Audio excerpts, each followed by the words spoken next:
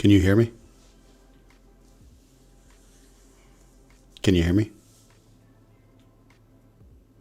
I apologize. I was messing with so much stuff that I was like, oh my God. And I just panicked. I'm like, where's Jeffrey? Where's Jeffrey? And I was like, oh my God. Like my music isn't going right now. It was just, it's a mess. Whatever. I'll figure it out next time.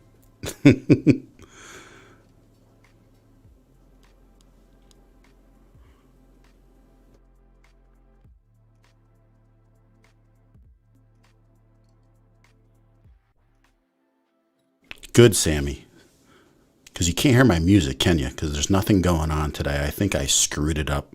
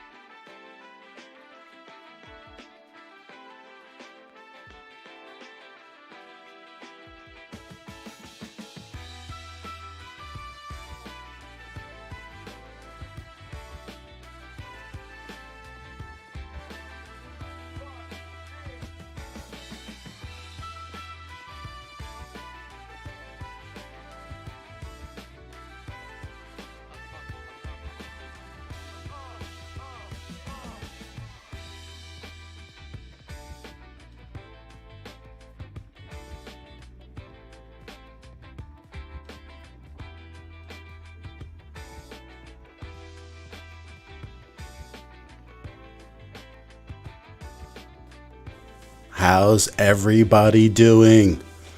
So, welcome to the stream today. Wow, what do we got here? We got people waiting. I'm going to go through. Hi, Consistent Ash. There is Robert. What's up, Everyday Tech? Marcus Schwab. Mom is always in the house. So I got a request, but I'm not ready for this, I don't think. Maybe next time. I was thinking about it today. It's funny that you say that. So I was thinking of dancing, but I don't know if I should. Maybe that's for another show. We can't start that all in one night, right? There he is. 420 Gamer 818. What's up? So we got a lot going on tonight that we're going to talk about. There's some announcements that are going to be made, and we're going to get into a little bit about what community is and how it relates to us and what we're doing. And it's going to be a discussion. I want you guys to jump in and let's discuss a few things about building a community. And when we go into it a little bit more depth, I will about what I mean about all that. So we're going to go into this a little bit more. But first things first, we got to bring in our special guest because he's hanging out here in the back scenes. And I want to make this little announcement when he comes in. So let's do this. Let's bring him in. Jeffrey Smith in the house. I'm giving you the double barrel. Oh boy. So let's just up front. How many seconds did I send you the link to jump on beforehand? Literally, I was sitting here just keep refreshing my Gmail account. I'm like, John's on it. He's always on it. And then I finally thought, we're about a minute away. So I guess I got the time zone wrong. So I sent you an email and you're like, oh yeah, we're starting right at 9. I'm like, well, you are. I'm not starting at all, man. So we know I talked to you earlier today, Hey, and I was talking to you earlier today, and I was having some issues, and it got sorted out pretty quick. I didn't really have too much of a problem, but it's just I'm messing with so much stuff, right? And I'm always getting stuff set up, and a lot of times I'm changing the studio, and so it's like if I go to do something and then I come back, sometimes my brain just can't catch up with everything I'm changing. Oh, your brain will never catch up with whatever you're doing. And I I think you got one too many squirrels up there, man. And I think it's just too hard to tame all that squirrelage. I just want to welcome Vince Portelli. This is the first time he's come to a live stream. I know Vince since high school, so I really appreciate you stopping in and checking it out. That is awesome. Thank you so much. Nice to meet you, Vince. And we got my wife jumping in saying hello. We got a lot of people saying hello. And is that your at-home troll? That's it.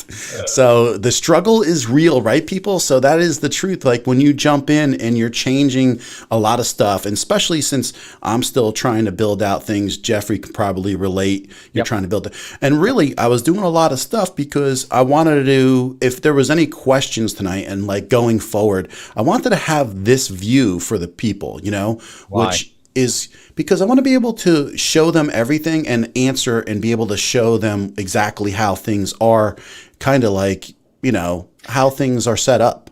So that was kind of the reason. And then I readjusted this screen right here to show a little bit more of the desk area. So yeah, I did all that. And then of course, like I forget the important stuff. You are studio flexing tonight. It's just like, I want to get this down. No, you know what I see? I see Danielle going, that's my trip. All my trip money right there that he's putting into that stuff.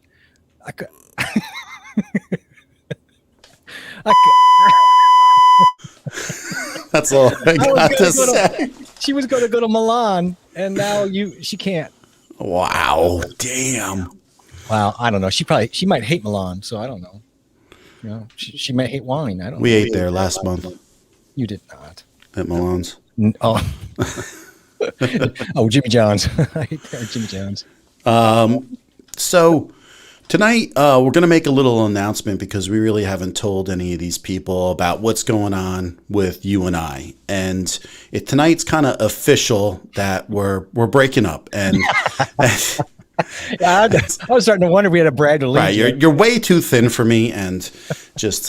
But no, we're in the process of having a steady collaboration each week. Isn't that correct? Yes, that is correct. We're going to be known as Joe Smith. That's Joe Smith. Our Bradgelina name, Joe Smith. Out of Lancaster.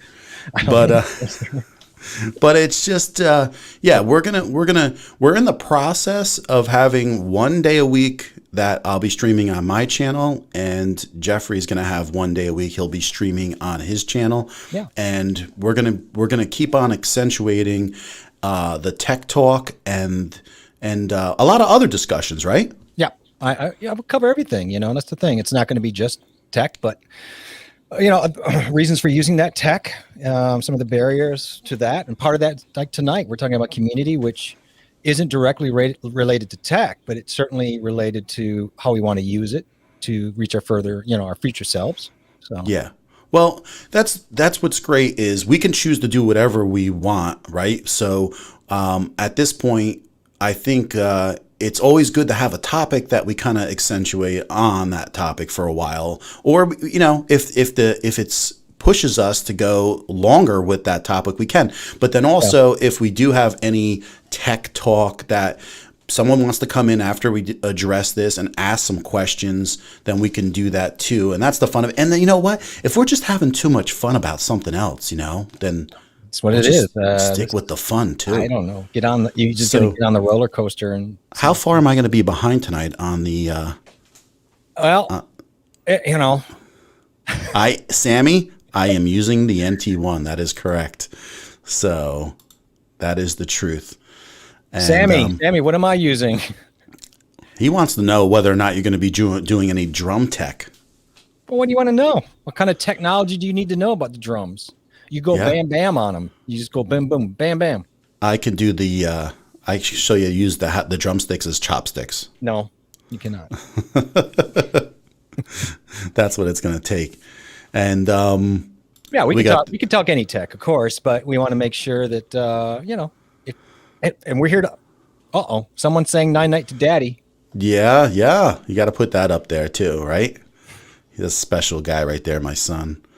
And Sammy knows what you're using because Sammy's on top of things. He does. He's a Micapedia. That's it. He's a Micapedia. Mm-hmm. All right, so let's get into the community thing, okay? We're really like we're building right now our own community here, and that was kind of my impressions when I started moving forward about 6 weeks ago with live streaming each week, because I was just out there and I was looking around and seeing how new YouTubers start getting involved with being able, because you have under 100 subs. It seems like so hard if you don't have a ton of friends that are really going to engage in your YouTube channel to really move forward with gaining those subs. And I was looking at like, oh, what can I get involved with? Reddit? Can I get involved with Twitter? Can I get involved with Facebook groups? So first things first, I went to Facebook groups, and every Facebook group is just the sub for sub haven, and what's really funny is you'll go in and you'll go and see these groups, and it cracks me up so much, because you go to like a person that has like 1,500 subs, right? And you go to their video and they got like 30 views. And it's like, this is not equating what's going on here. And so you see right away that that's going to destroy your channel. Your click-through rate is going to go dropping like crazy. It does a lot of damage, and there's no organic views. People come in and watch things for 3 seconds, click out, all that type of stuff. Yeah. The sort of sub collecting trophies, where you're trying to, win awards. You're right. It just joints your whole equation, and you're actually doing more harm than good when you should be spending time on balancing that out a little bit. Getting subs for subs' sake is not really going to work out. Now, look, I mean, what did you do? Like, I imagine you went after your family first. They tell you to do that. Your friends, your family, get them out there, let them know you're on there, sub, and get on live in front of them. I think that's great advice. I plan on doing that very shortly. I'm going to totally hit up my group of people. I mean, I started with my Facebook friends, and I think that got me about 80 probably subs. So it didn't happen right away. I was posting videos, and actually my birthday came up like last December, and everyone's like, happy birthday. And I put a post up. I go, if you want to do anything to help me out with my birthday, sub to my YouTube channel. And so I was like, I put it up there, and then all of a sudden I got like, I don't know, maybe like 50, 60 people that day. So that's right up there with picking your own charity and all that for your birthday. Oh God.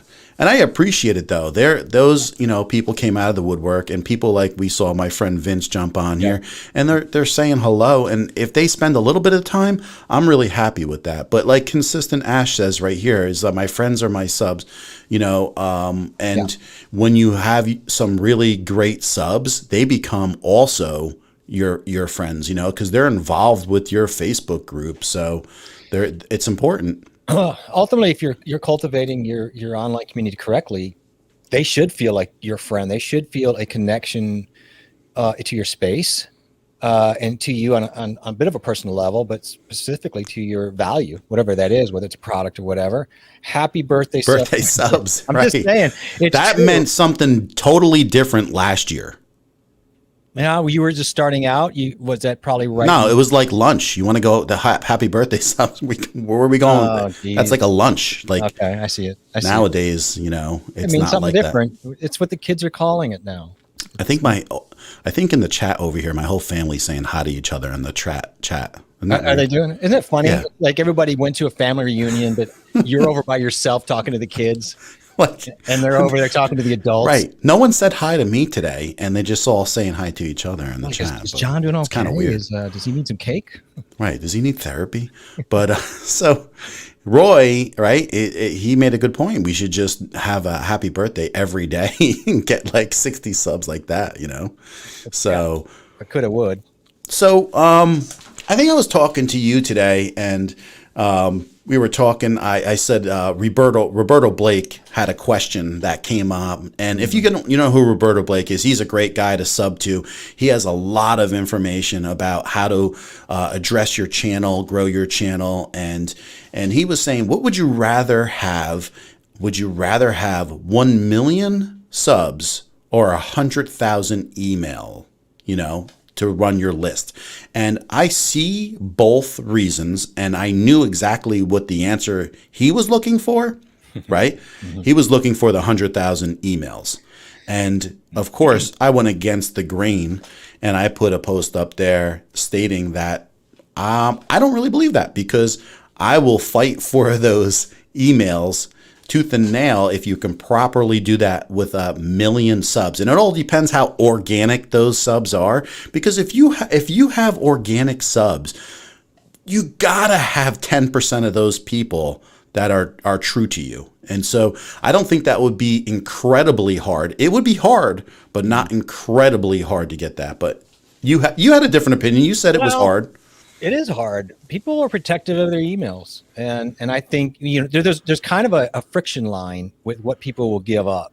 So let's say, just for example, on a YouTube page, the easiest thing to get if you're going to ask for somebody with the least amount of friction that somebody will give up is a like. They're happy to get a like. Oh, that's the least amount of effort I have to generally give. And then then it's kind of like, I'll hit the sub, and then the follow button. Like it starts going down that line, and the email becomes a personal thing that's a little bit harder to get from people. And then you get in that discussion. That's why I can see where he's coming from.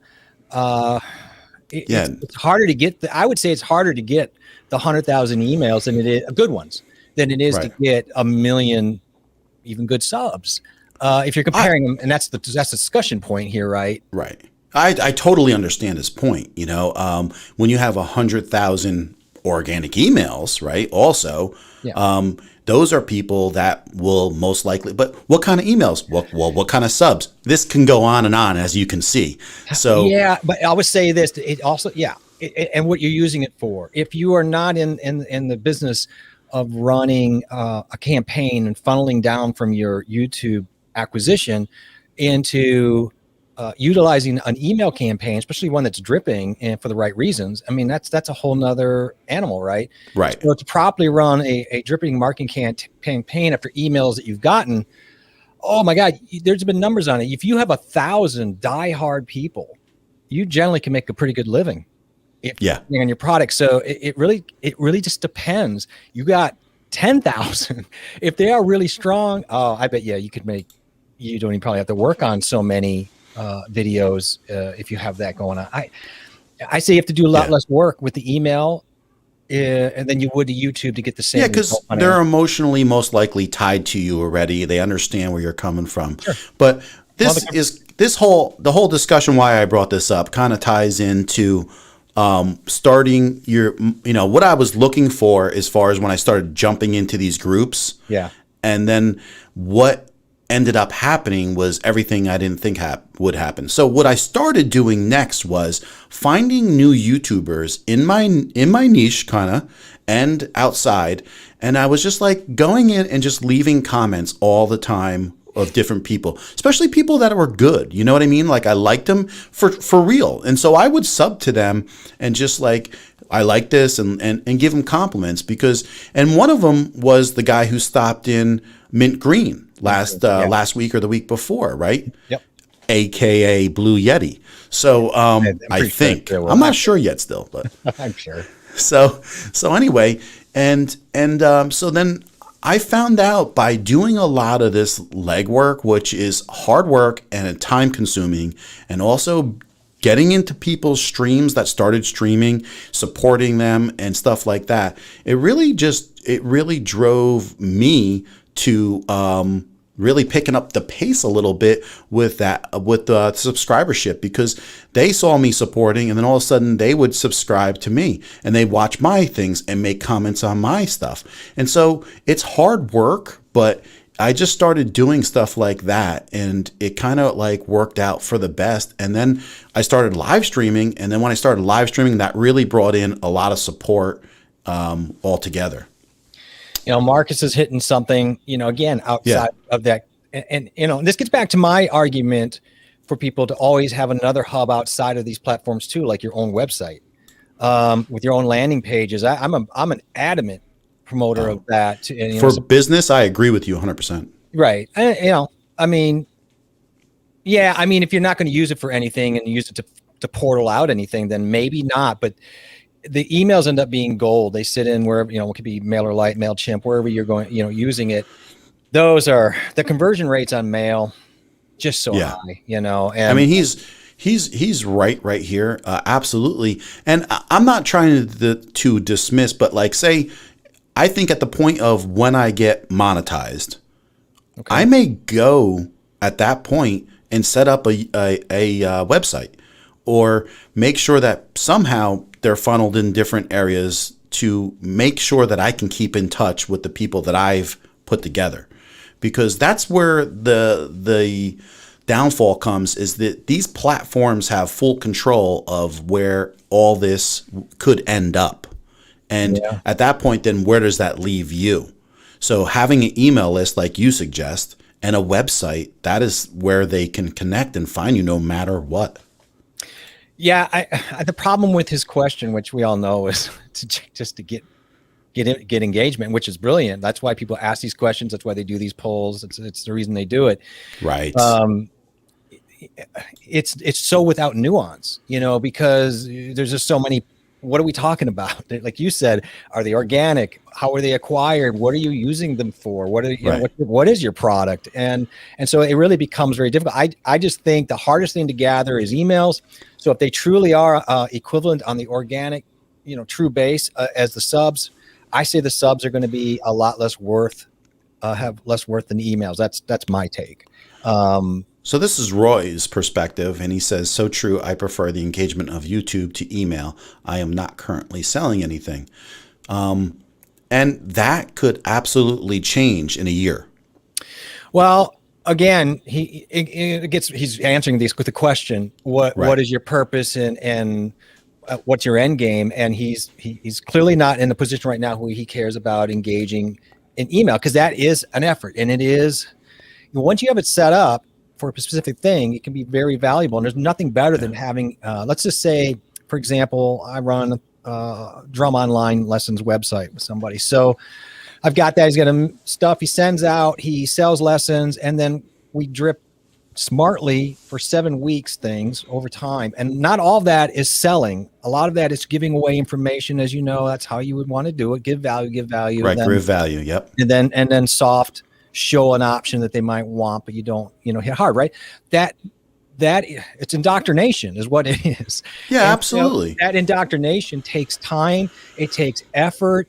And if you're not into it, then it's not going to work, it's very much like the online community. If you're not going to really build the online community correct, you shouldn't do it. I think Roy does it right. And so that works for him. And right now, email, then an email, again, it's all. So I check my emails. I have my email on my YouTube page, and I have gotten emails and I answer them. And, but right now, this right here, this group here, and the people that we're building that are showing up here is the community that we're trying to build. And the reason for the building and for the companionship, right, is all for the like cause of growing your YouTube channel. Like, we're all supporting each other. We're all in the same group, because we were talking about this a couple times, a few of us, about how really lonely it is almost sometimes with starting a YouTube channel. I mean, it's like, I'm the only person I know, so it's like I can't relate to anything. And then when you and I jump on, right, and start talking, we could bang out 2.5 hours of talking about Usually so much. Yeah. And we have to stop ourselves. You're like, oh, let's just jump on for 20 minutes and catch up. And a half later, I'm like, gee, that was a time vortex. I was like Doctor Who or something. I'm like, yeah. And that can happen a ton, because we're all just like trying to grow and do the things we need to do to make that happen. And the more that I've been helping people, I feel like the more it's been coming back to me. And I think that's kind of how it works, right? It does work that way. I mean, if you really look at what a community is, I mean, if you look at a physical community, and that's going back into way back when time, right? When we were part of a community for survival. And then we didn't really need it for that. We've never, even with the tech now where we're becoming more and more isolated, and we choose to be isolated. Right. we still desire to be in the community. And there's one reason why. That the word that keeps coming up on the community over and over and over is shared experience. And that is the key for any community and why one exists. Now that could be for a movement, that could be for a cause. It could be to transformation of learning something, or transformation physically. I want to get in shape. It could be a CrossFit. Right. Which is a common interest, perhaps, or there's always a common value or interest into it. And right. Everybody loves that shared community, you know? So is this different than the last one or the same? It's different, but it's the same person. I like the little omitting the E as a. Now we're getting just kind of too cool for school here. Yeah, it's like you don't want to give too much credit. You can only figure this out if you know what a Blue Yeti is. Pretty soon it's just going to be a BY. It's like CrossFit. Oh, I love it. That is a great name.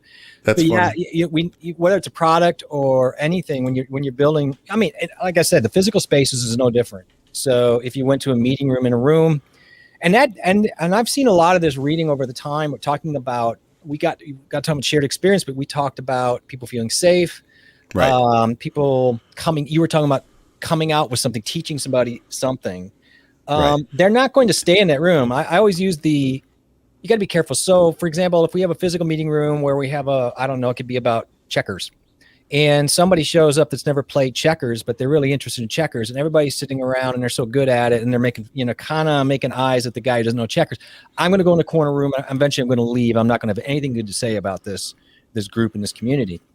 It's really no different in an online community. If somebody feels that way in our community, it could be chat, it could be in a group, it's not going to be any different. And so you just pointed out is feeling safe. And Steve, thanks for stopping in and watching the stream. We really appreciate that. And you're part of my community, that's for sure. And I would always support Steve also. I mean, he's part of it. So it's feeling safe where you can come in and make a comment here and you're not going to be judged or torn apart, and if we do, it's really just in a fun way. Exactly. We're gonna make you feel good about the teardown. Bam. I mean, the therapy will. We always we'll break you down and build you up. Yeah. I mean, it's a combination. When you build these communities, there's always the pathway, and obviously you have to develop your culture. You set your value systems, and that usually starts with the code of conduct. For example, in our turn, we set that code of conduct, right? It's not just to set the rules; it's to put out there a vision of what we think the culture is going to be here. Now that's going to get nurtured over time by how you post, the words you choose, how you interact. But people are going to come to you for basically three reasons: human connection, transformation, or a sense of identity.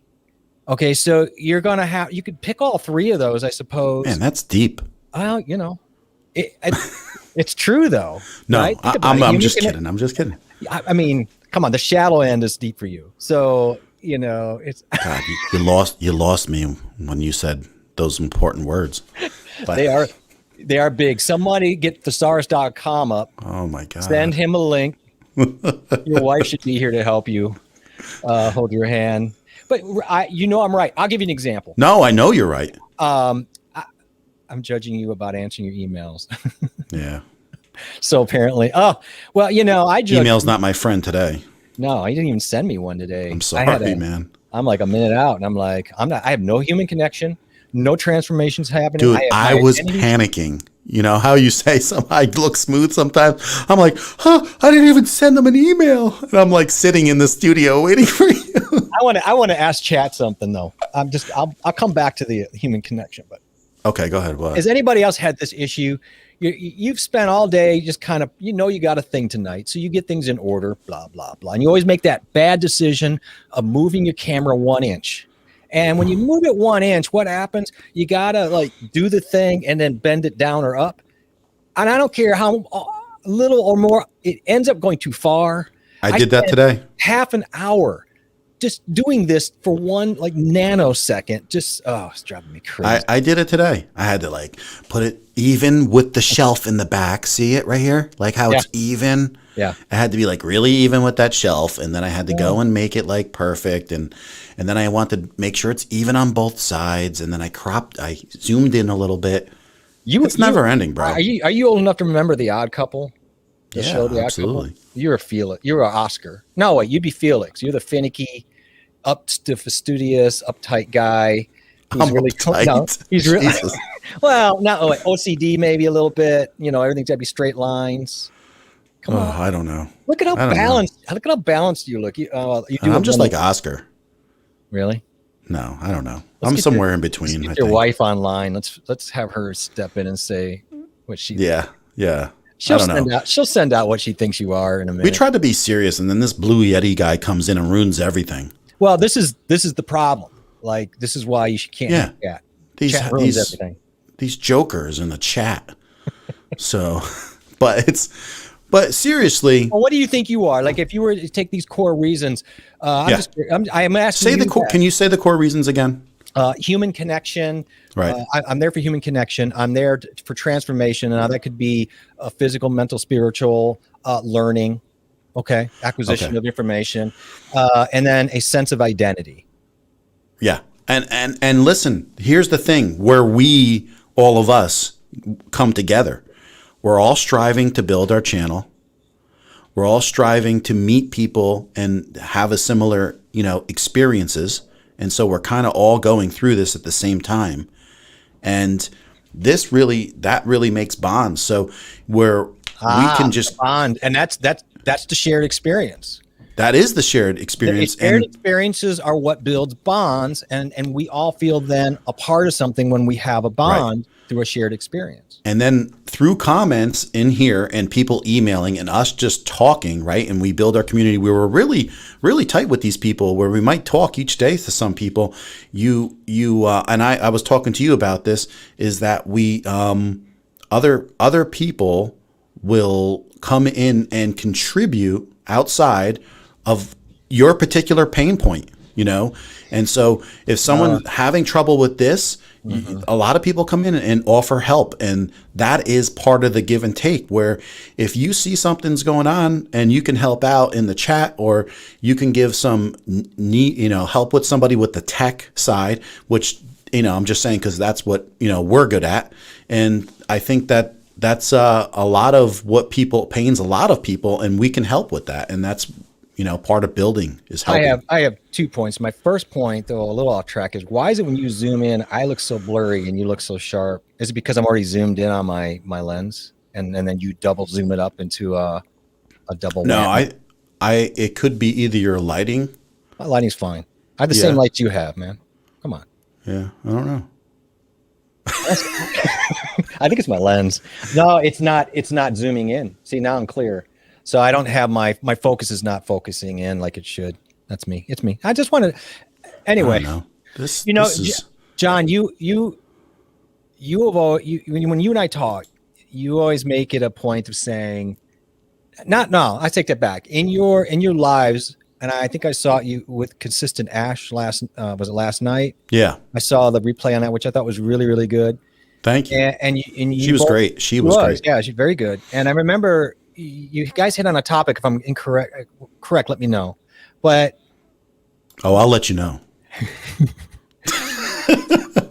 Damn it! Go ahead. I think you are a real big proponent. We've had these discussions. We both are. We want to help people with transformation. Okay. Now, I'm not saying we're gurus.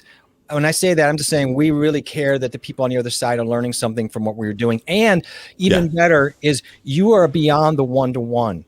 So you are not about just the one-to-one creator and audience member. You really do believe, correct me if I'm wrong, but you really believe in passing that around and people in your chat and your community becoming one-to-one with each other.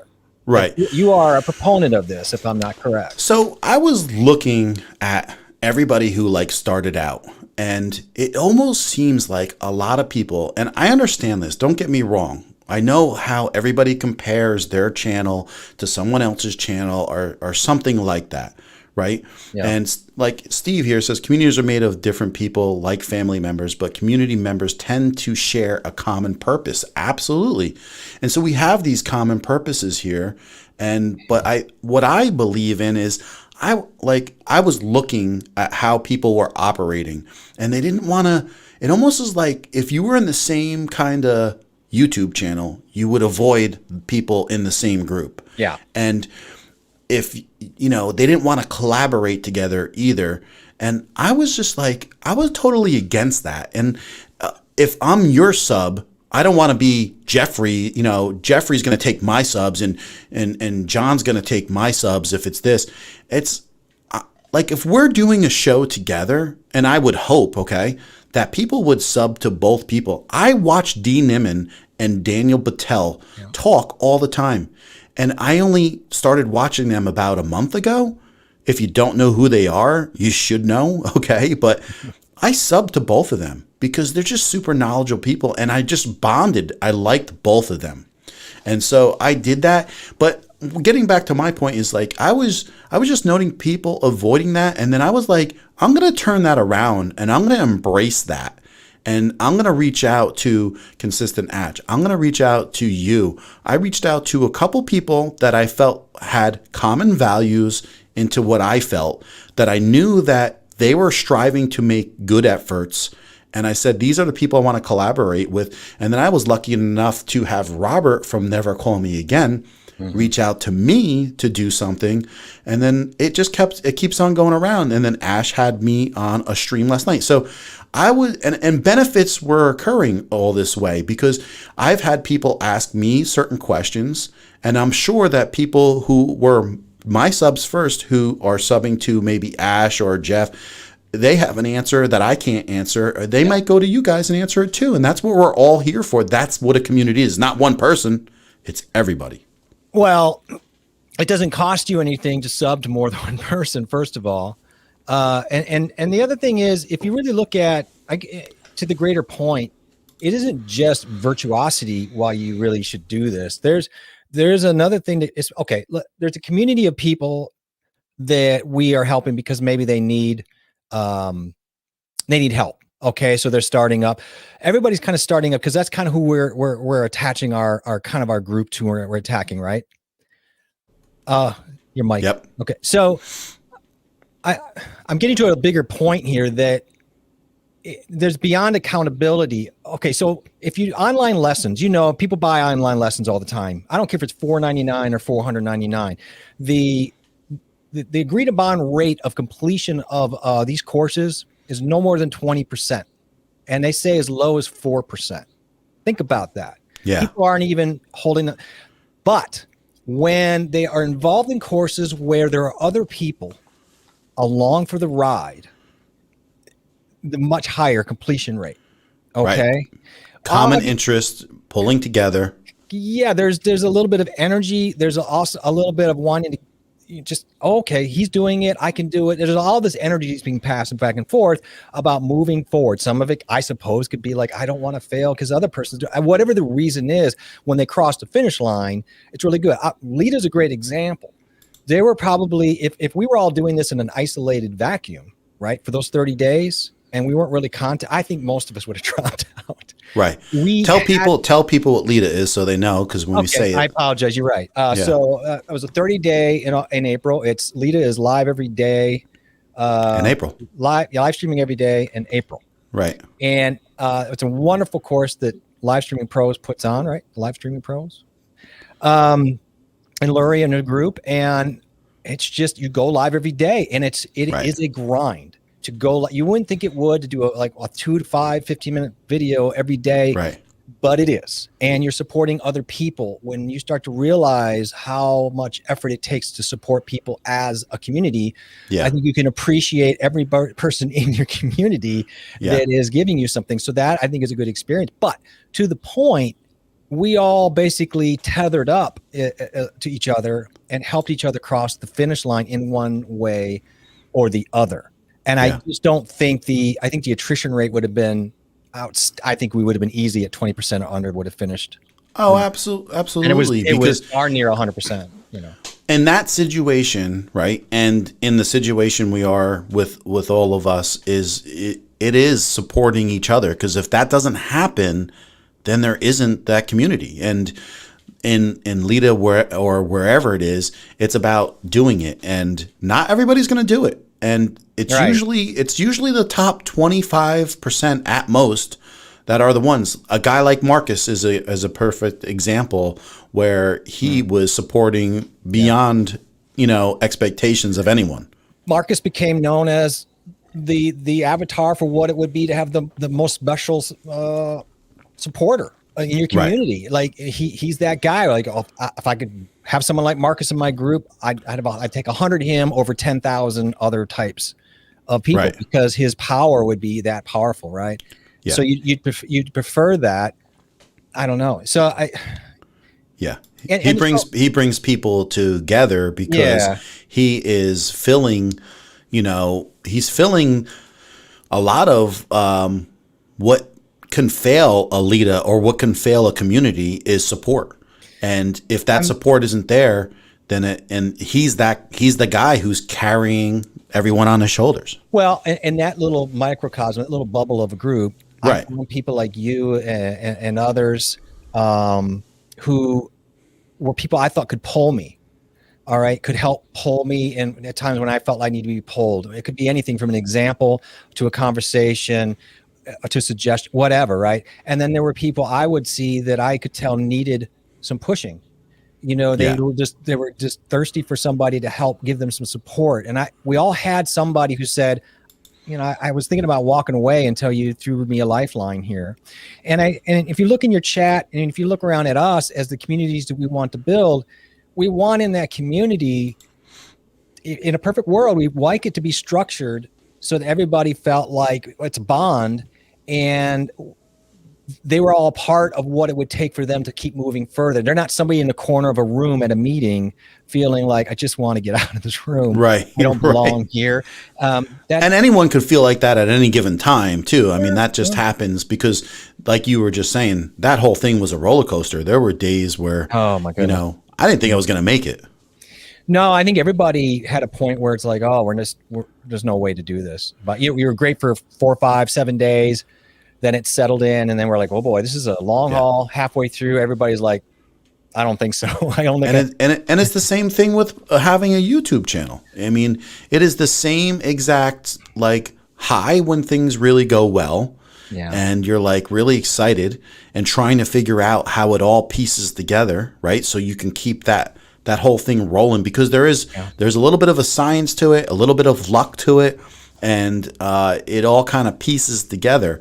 And you try to find what can I do right again to keep this thing rolling, And but when it's low, and you're gonna have those low days too. I mean, especially when you're trying to do all of what you're doing with a YouTube channel on top of your job, on top of your family, and all those other things that are going on.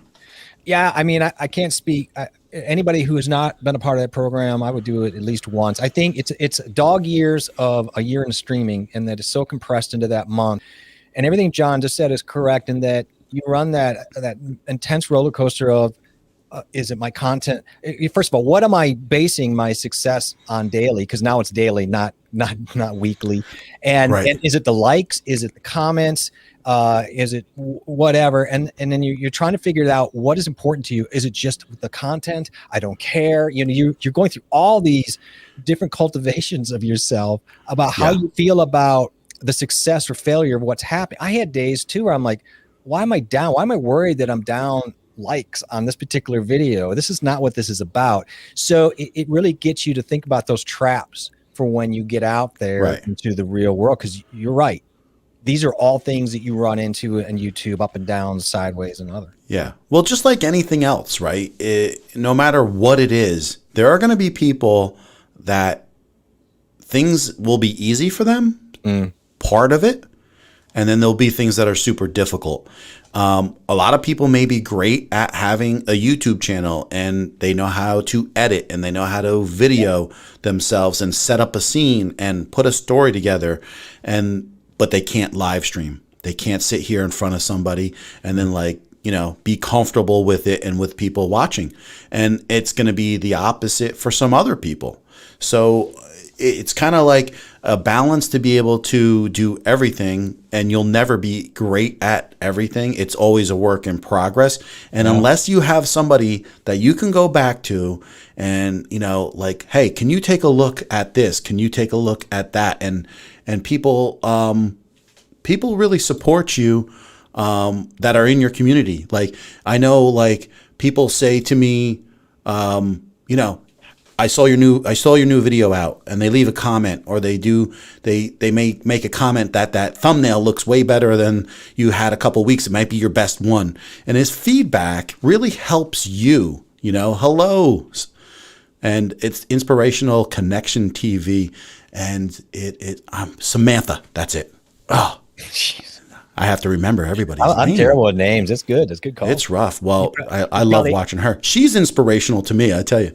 But seeing people go live, right, after I've talked to them or I've helped them in any way, it really is the best feeling in the world. I love that feeling, and that's why I want to build this up to being more, and I want to help people get further. And then along the way, I want to look back in a year and say, dude, do you remember when we just started this? You know? And absolutely. So that's just going to be amazing. So you and I were talking about, I just want to take that journey. Yeah, and that's it. And I think I'm a big fan of Journey. Not the band, but of taking a journey and enjoying the journey. And, we covered this again in the group about expectations. And I've let go of expectations a long time ago. You can't let expectations control you. And, we enjoy what we do. I think we're passionate about it. And that's what makes what we're doing right now a lot of fun. We can make 2 hours go by in a blink of an eye. Not maybe for our poor people out here, 10 minutes is like an hour, but for us, it's not so bad,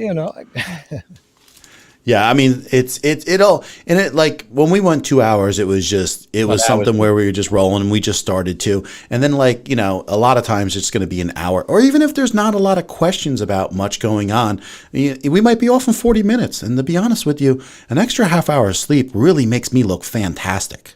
Yeah.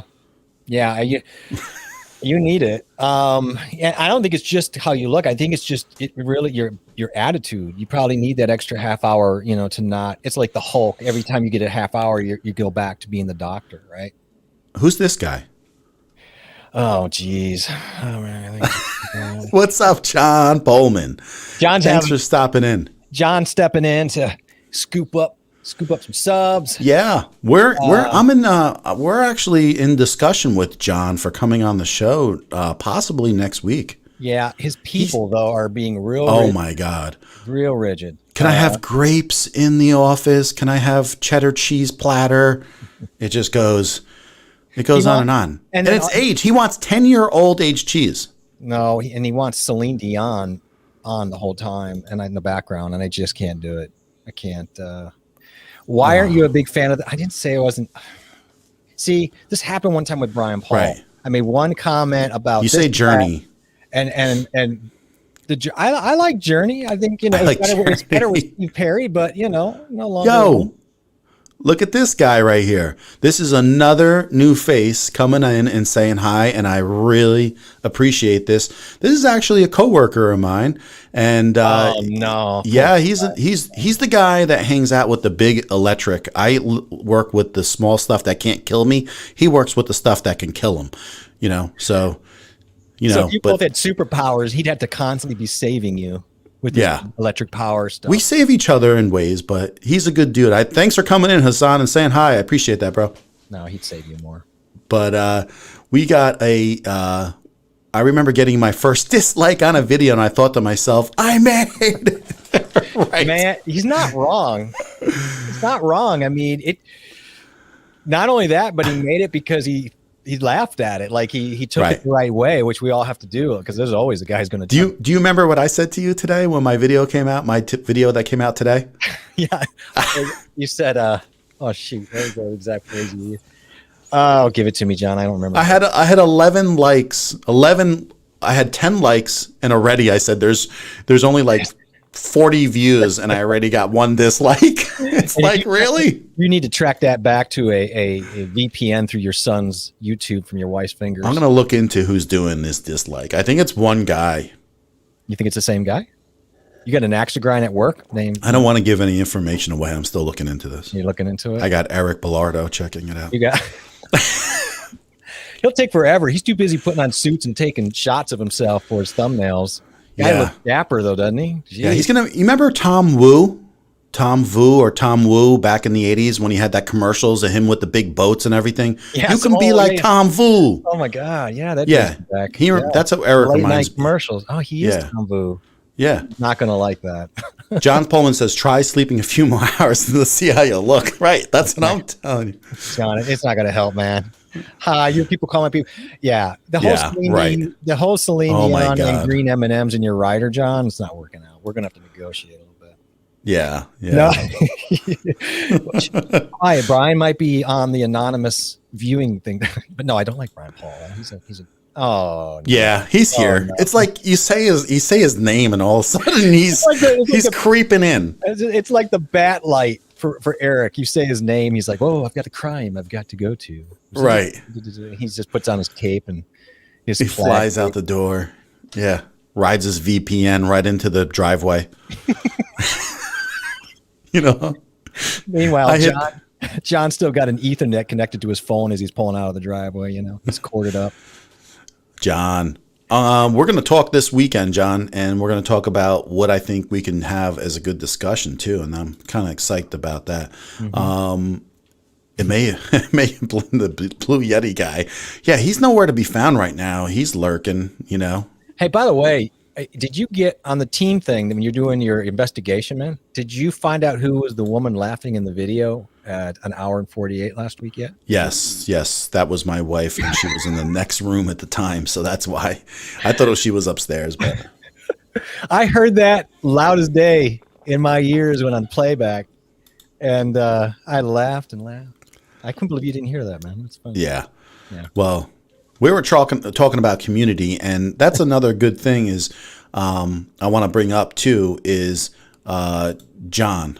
John is also part of building a community, and what is he? I'm heading to bed. My brain was pretty hyper, but after watching a few minutes of this video, I finally think I can sleep now. What the hell does that mean? You know, the worst part is that's about as good a compliment as he can give. Right. So I think he's being nice for Eric left this for something else, but I'm going to use it right now. Like he's saying this about John, so I can switch up where I put things. So I'll just go. There'll be repercussions for that. I'm going to not let the chat get in the repercussions. That is a very villainous thing to say. John, good night, and we'll talk soon. Good night, my friend. But yeah, John is great, and he is also about building community, and we are involved with his community also, and I think it's going to extend out, you know, and I think about building community. It also involves John also, but it's kind of like at first you want to just see what people's intentions are, and I know this goes on. You know, I know this goes on because I have showed up to other people's streams and other people's this and that, and they think like I'm just trying to get my name up there to pull up or just, you know, say a comment to get noticed and whatever. Yeah. And it's not the reason, because I really like the discussions that are going on at the time, so I just get involved with it, you know. But I think people are trying to feel out because they're seeing me in a lot of streams and they're saying those types of things. I know they are. And but the fact is when you prove yourself and then you're there for other people also, then those kind of thoughts leave people's heads, you know? Well, I mean, if you really look, you know, circling back to the topic again, John's a great example of a part of the thing. So a lot of people get into the groups, for example, or communities for the wrong reason, and they're dead on arrival. And one of them is if you don't really have the right intentions. If your intention is, I just, like you said, I just want to go to this group because somehow it fulfills me. No, it has to fulfill your audience or it's never going to go anywhere. And with John, you know, I knew enough in our group, you know, when he started this current group, I knew enough to say, oh yeah, this has a real chance because of his mannerisms. You know, you just, there's certain things, but you have to be able to, you know, part of making a group viable for somebody and to feel the culture, part of the culture isn't just code of conduct. It isn't just what you're saying. It also is what you're posting and how often you post. And since day one to this point, John has fulfilled that like 10 times. And, you know, hopefully he's gone. Yeah. I don't want to fill his head with all the good stuff, but it's true. Like I stood back and went, let's see how this goes.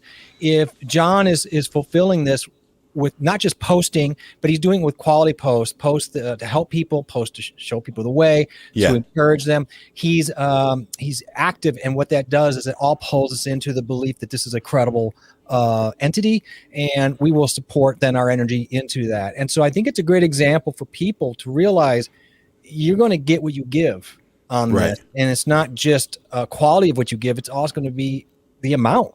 You have to give. And so he has a little community he has also. And, you know, he says that we can bring in people that we feel are, you know, trustworthy people. And so as time goes on, I want to have people come and join that. And that expands our community even bigger too, because, you know, they'll be part of a bigger community, and it can keep growing from there. But it can be as little as a suggestion or a list that of these are the things that I use, or I've used, you know, this service and it's helped me for something specific. I used one of John's links this week on something. You know, but that's part of a community. That's part of helping each other. Well, it is helping, right? It's showing you an option. It's not saying you have to do something. And there are ways to deliver that information. And John knows what he's doing. He knows how to deliver that. He's not doing a hard sell. It's just, and he's not keeping other people from doing it. So it's the game is not rigged. Okay. So, you know, everybody has the same opportunity. You know, it's interesting because, you know, one of the bedrocks too of maintaining, I mean, there's one thing about getting community, there's maintaining a really solid community, John. And I think, you know, that takes a lot of what you did to get bigger, but as you are bigger, maintaining that contact, because they want to be in some one-to-one contact at time with John. They want you commenting on their comments. You got a million subs, as he says. How in the world are you going to really be able to maintain that one-to-one? No, that falls apart, you know, it does, at some point. It does. And so that's where it's like, well, you have a better chance. Again, depending on what your goals are and all the deal, right? But, you know, I think these are valid points. Not to say one is better than the other, because I really am not a fan of that. I'm more of a fan of saying, well, how do you make what you have work? When you only have 5,000, you can be so much more intimate and one-to-one, and people love that. And that's and as you get bigger, you start to lose that. And there are people in those original groups who are going to lose favor because they're like, he doesn't talk to me like he used to. He doesn't read my chats. He's on to new people.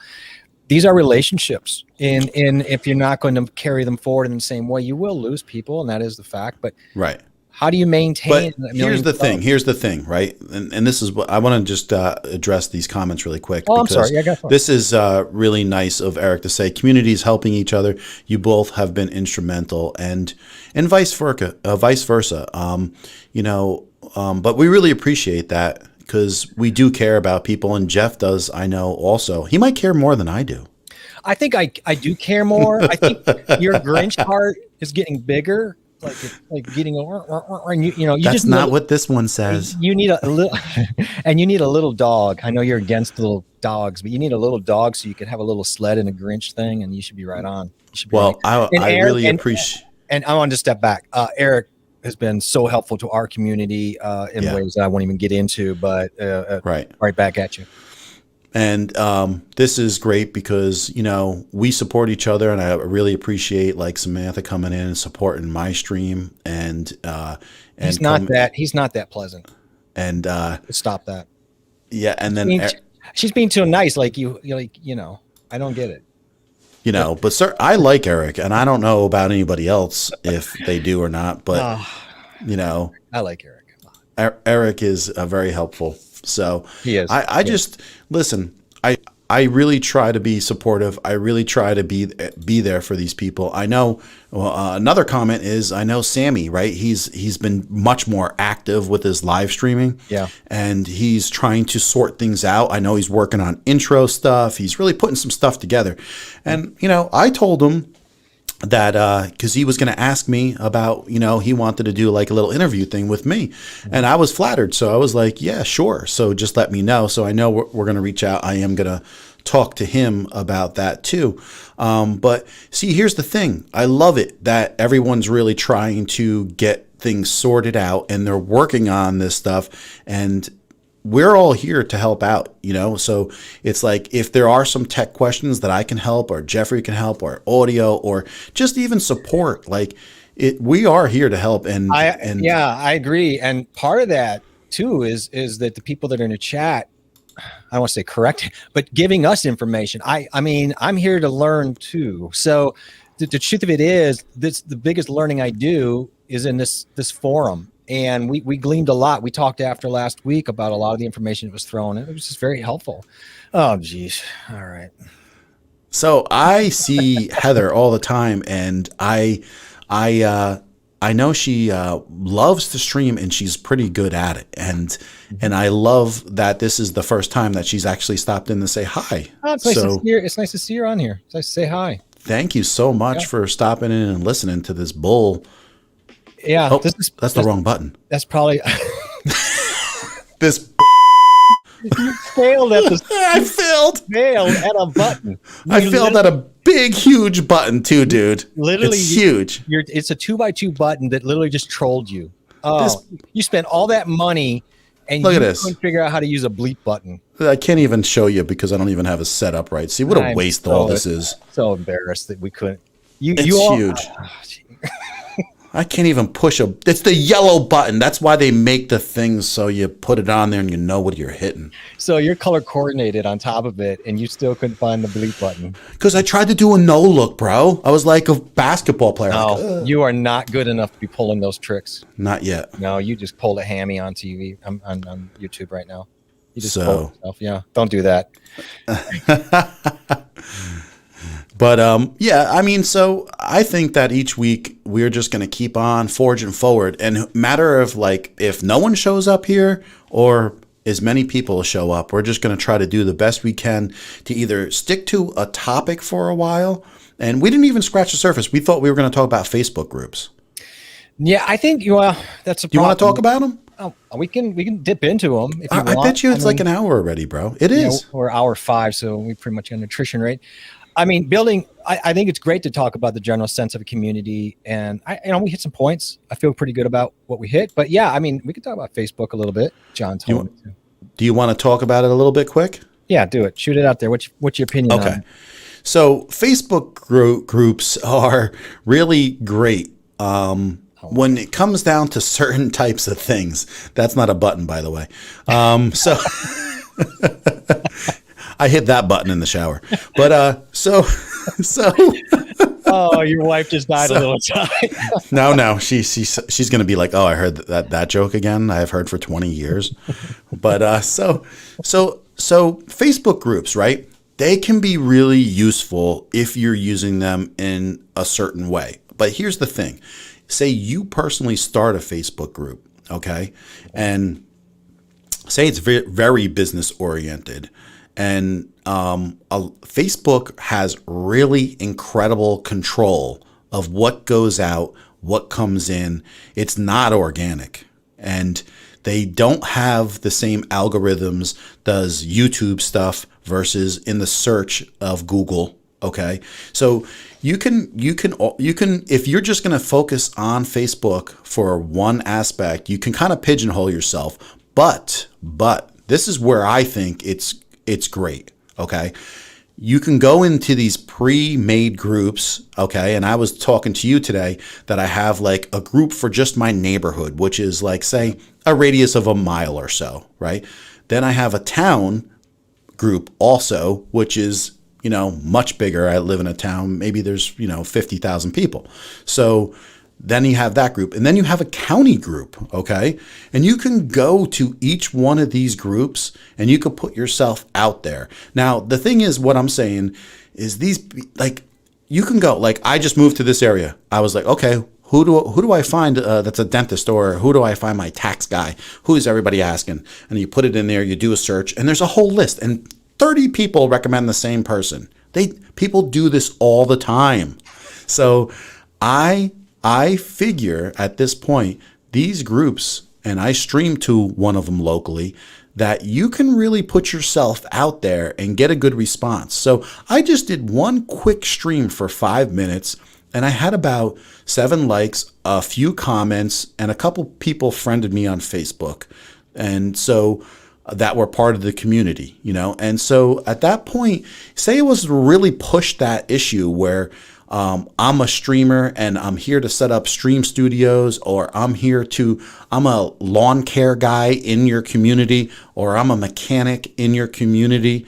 Like, the average person that owns a small business, it is free to do this. He doesn't have to pay anything, you know, where you would have to put ads out. You would have to go and do some form of ad working, you know, that might not be so direct that you really don't know and that people don't look at anymore. Okay.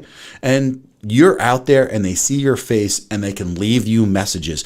Oh, all of a sudden you put something up about a gutter. So-and-so has a trouble, and they go and put it, oh, where are you out of? And all of a sudden you got a contact.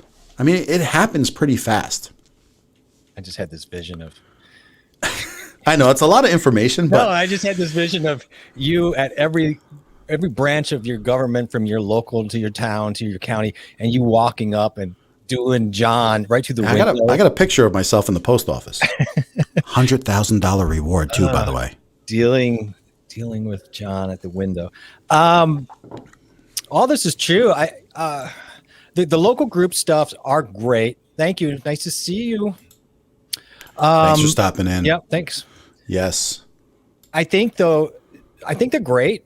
I think that's probably almost the best use of the local Facebook kind of setup, right? Because I don't personally know what the algorithms inside a local Facebook group is, though. You know, we all know, I think it's 30, I think it checked. It's like 35% maybe in your normal Facebook feed. So 35% of your friends will see a post that you make. That's it. 35% of your friends. So that is a pretty low rate, which is why we're getting back to why email is so great. Right.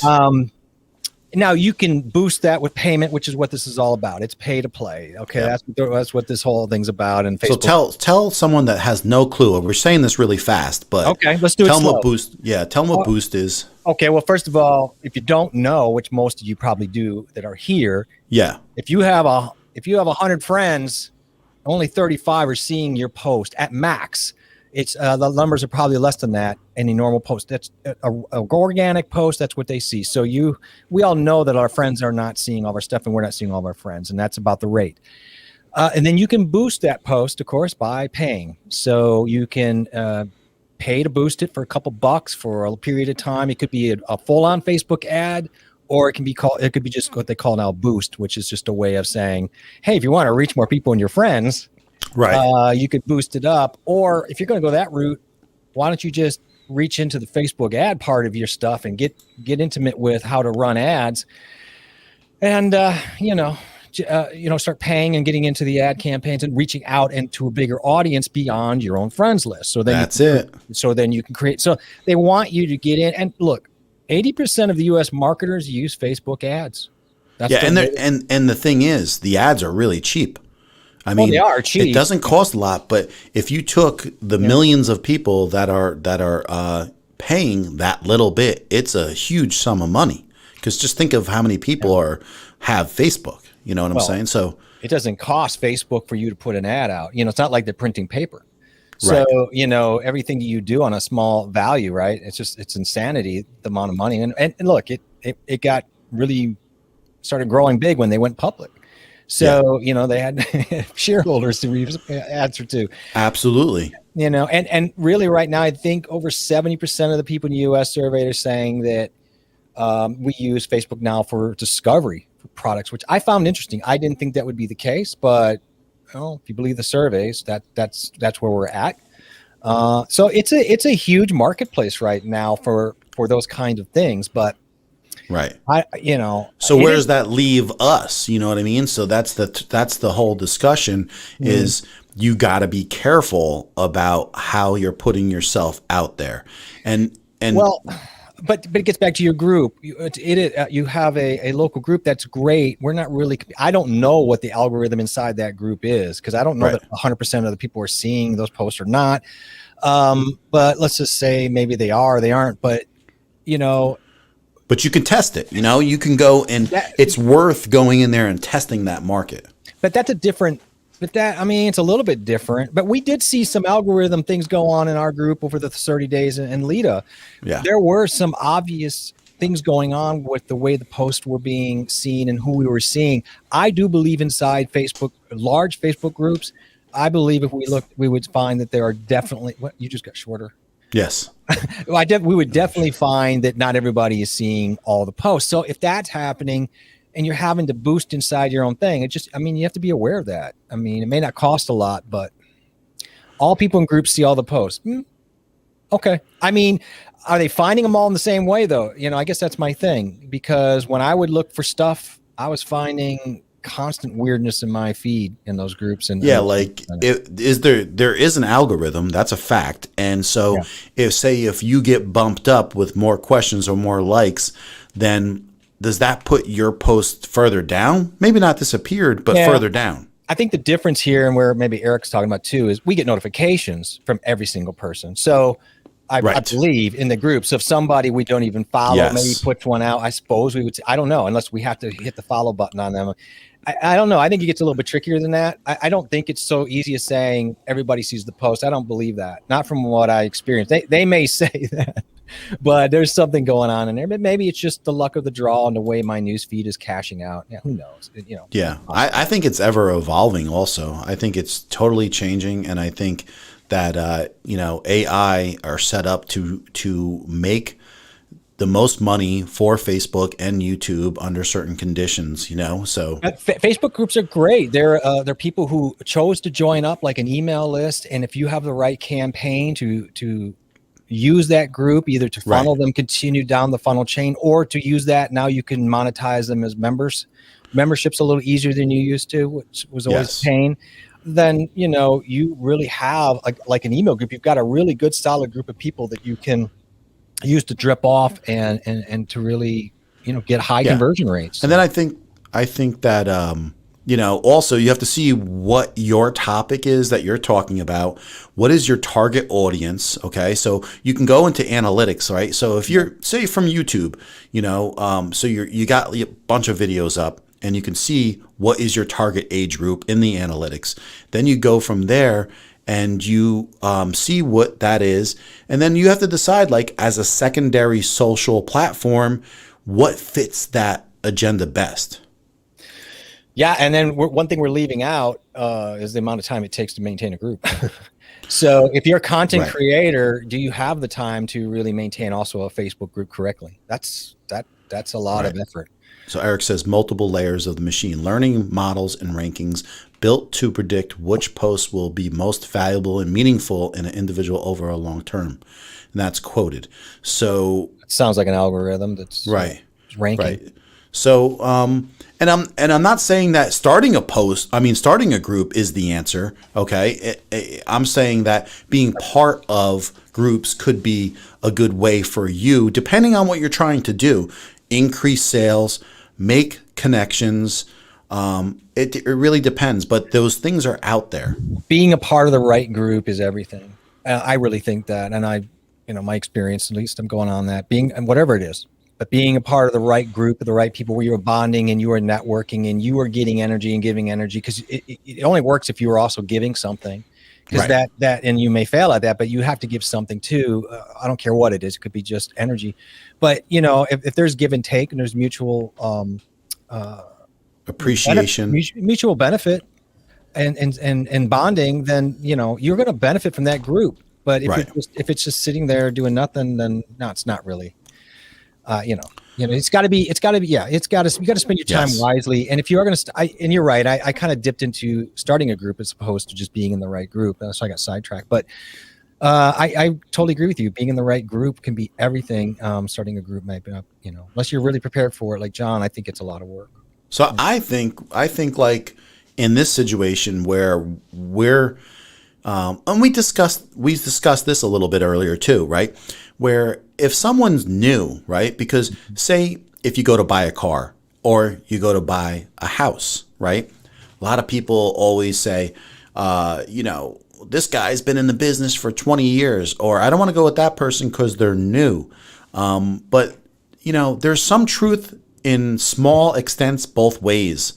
But I think it's overrated a lot of ways, and that we were discussing that today. Just because you're new in something doesn't mean that you're not knowledgeable about something. Well, the mistake that they're making is it's asinine in its question. When you say to somebody, what you're saying, John, is somebody has the gall to say to you, you have only 100 subscribers. Who are you to talk on this topic? Well, what you're trying to say is, I know a lot. What you're trying, you're upset at how I'm presenting what I know, not what I know. Okay, what I know is not built in how I'm presenting it. If I'm here on the street corner, that's ridiculous. So if I've been playing drums for 40 years and I'm really good at it, just because I have 100 subscribers because I'm new, that immediately just tears down the credibility of my skill set. That gets into that. There's negative people, and they don't. Some people really do think tearing you down is the way they're going to lift themselves up, and we all know that that's a dead end. That's not going to work, and that exists. It doesn't upset me really. It just kind of boggles my mind that somehow we equate success with a new person's amount of subscriptions when we all started with 1 and 0. I mean, yeah. And then, come on, I hate to say this, but the truth of the matter is, no matter what the business is, you always have people where you walk away and you're like, how the hell does that guy make a business? It's it blows you away sometimes. I don't want to break this to people, but the Kardashians are worth billions of dollars and they can't act. Okay, so the fact that they made billions of dollars doesn't mean they can act. All right, it's right. So I mean, it's causation versus correlation. I think we're getting it all weird where people are looking at what you're presenting. That's big words, bro. Yeah, but they all end the same. Can you say that again? Causation versus correlation. Wow. I know. That is beautiful. Your stocking stuffers. I never heard that before. Really? You never heard causation? No, I never heard that. Oh my goodness, man. We're going to have a sidebar conversation. I like that. Well, I think it's important to know what's causing something and affecting, as opposed to this is happening, but they're unrelated. Okay. That's just correlation. It just happens to be that way. Is the fact that I'm really good the reason that I only have 100 subscribers? That makes no sense. How can I be really good at something and have only 100? And you're saying I only have. You're working backwards and saying, well, you're starting this way of presenting yourself, and you only have a few subscribers, so you must be terrible. I mean, what are we talking about here? So I think people miss the whole thing. Where is, and this I think really goes on more and more with younger generations, but there is a hefty amount of work that you have to do with something, even if you're knowledgeable about the topic. So you can be really smart, really versed in something, but if you don't put the legwork in to do the business, you won't grow. There are different legs that you have to, grow to be able to get to all these places, and it's a lot of work, and a lot of people can't do the work when it comes down to it, and that's where they fail. And also, they don't have any kind of support group, and I think that this is what it all ties into with community. Well, I mean, if that's what a community does do, though, it supports you mentally. It can support you physically. It can support you in building your momentum and going, and getting things done, and really doing the old, the Amish barn building. If there's a sense of community, it would be looking at what they do to build their barns and how they go about that. That's you can't, electricity. You can find out really quick what type of community you have to get things done. So, I just, it is a lot of work, and what I realized now after going through all of this is there's no way for me to get to where I want to be without, I don't even care if it's a small sense of community in this. I need a sense of community like you and Eric's and Sammy's and John's and Heather's and on and on. I need those people and the new people that I'm meeting through your channel. I need those people to get to my future self where I want to be. Because you're right. This is a lot of work. As somebody who's done a lot of work in my life and trying to get this channel up and get my first videos out, this is a lot of damn work. And so because of the amount of mental weightlifting we have to do just to get some of this done, it wears you down. So you do need support. You do need a band of people, a band of brothers and sisters to get this done. Yeah. CJ, what's up? Thanks for stopping in, brother. And, you're not super late. We're only an hour and 20 into a 6 hour. Yeah, we had like 10 ball jokes earlier and you missed them all. Right? Didn't we? We did. Yeah. Yeah, like a few, maybe not 10. We had some lighting issues and it's Heather, I can't even believe Heather's still out here. I'd known Heather was here. I wouldn't have filled her head with that love. I would have, I'd have saved that. I don't want to get too much. I like, here's the thing. Like, this group, right, is here and they want to grow their YouTube channels. They always relate to a lot of their family members not being maybe the most supportive, or maybe their friends don't understand where they're coming from, or they can't get all the information they need on their specific tech stuff because, we all know that nobody knows everything about every camera and every situation and you can get the information from a community because this is what's great. You got 20, 30 people in a stream or 20, 30 people looking in or dropping comments. They're going to put answers and suggestions, and there's going to be a lot of, dropping knowledge behind the scenes. And so this is us bringing the community forward and then everybody participating. So let me ask you this, John. If I ask you this question, what is the most precious commodity we have in our lives? Air to breathe. Oh, God. No. Time. I don't know. Time is very precious. Think about it. Sure. And to spend the amount of time we'd have to be so good at everything would take so much time. We would never get done. Now, some people can pull that off because some people are just that way. But the truth of it is, we need to cut through some of that by being into that community we're talking about that will help us raise those barns. And some people know how to cut things and get the answers much quicker. Whether it's you with mics or Eric with cybersecurity or Heather, for example, for like content writing and scripting. Like I can do websites or, like you have to find your people. And now that's a network of people who are doing content streaming. How big does that get and how big do you take it before it doesn't become, I don't know. I don't know if it really matters. I guess, for us, we need a certain amount of people that we can connect to. We always all bubble off into some kind of, we know these people, and that's fine. If a community has some sub communities of people who have networked and maybe they break off into their own nucleus over here and stuff. There's nothing wrong with that. That's good. That means we did our job. Right. If you keep on coming back for 2 years to learn how to stream, then at some point you haven't jumped then, right? Son, you got to move out of the basement. I mean, we need to literally push you off the diving board. Your mother wants to, turn that into a sewing room or a boxing club. Either way, your mom's getting that room. Right. We don't want you to stay here forever and not be able to grow. I mean, that's the whole point, because we want to grow together. And then people say like, well, where we, I know you were discussing this, like when we get to 5,000 subscribers or 10,000, where does the all community thing actually start falling apart, because it takes up so much of your time? But at that point, you got to remember those people started that journey with you, and you tried to carry people along the way, right? And sometimes you succeed and sometimes you don't, but the whole fact is that you were there for people when they needed you. So at some point though, when you get to that point, you have to spread your wings and just go too, and like you said, you can't judge somebody for that. And it doesn't mean like it doesn't mean leaving everything in the dust, but I'm just saying Yeah. it means that we've all grown, hopefully.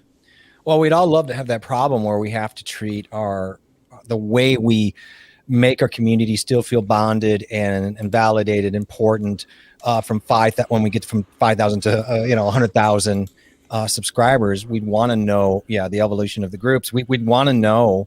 It's exactly right. It's outside of here too. It's in society. It's back since the beginning of time. Right. We get past 5 people. We got, what happened? What are we going to do with these 6 person in our group? It's like, it's odd, man. Right.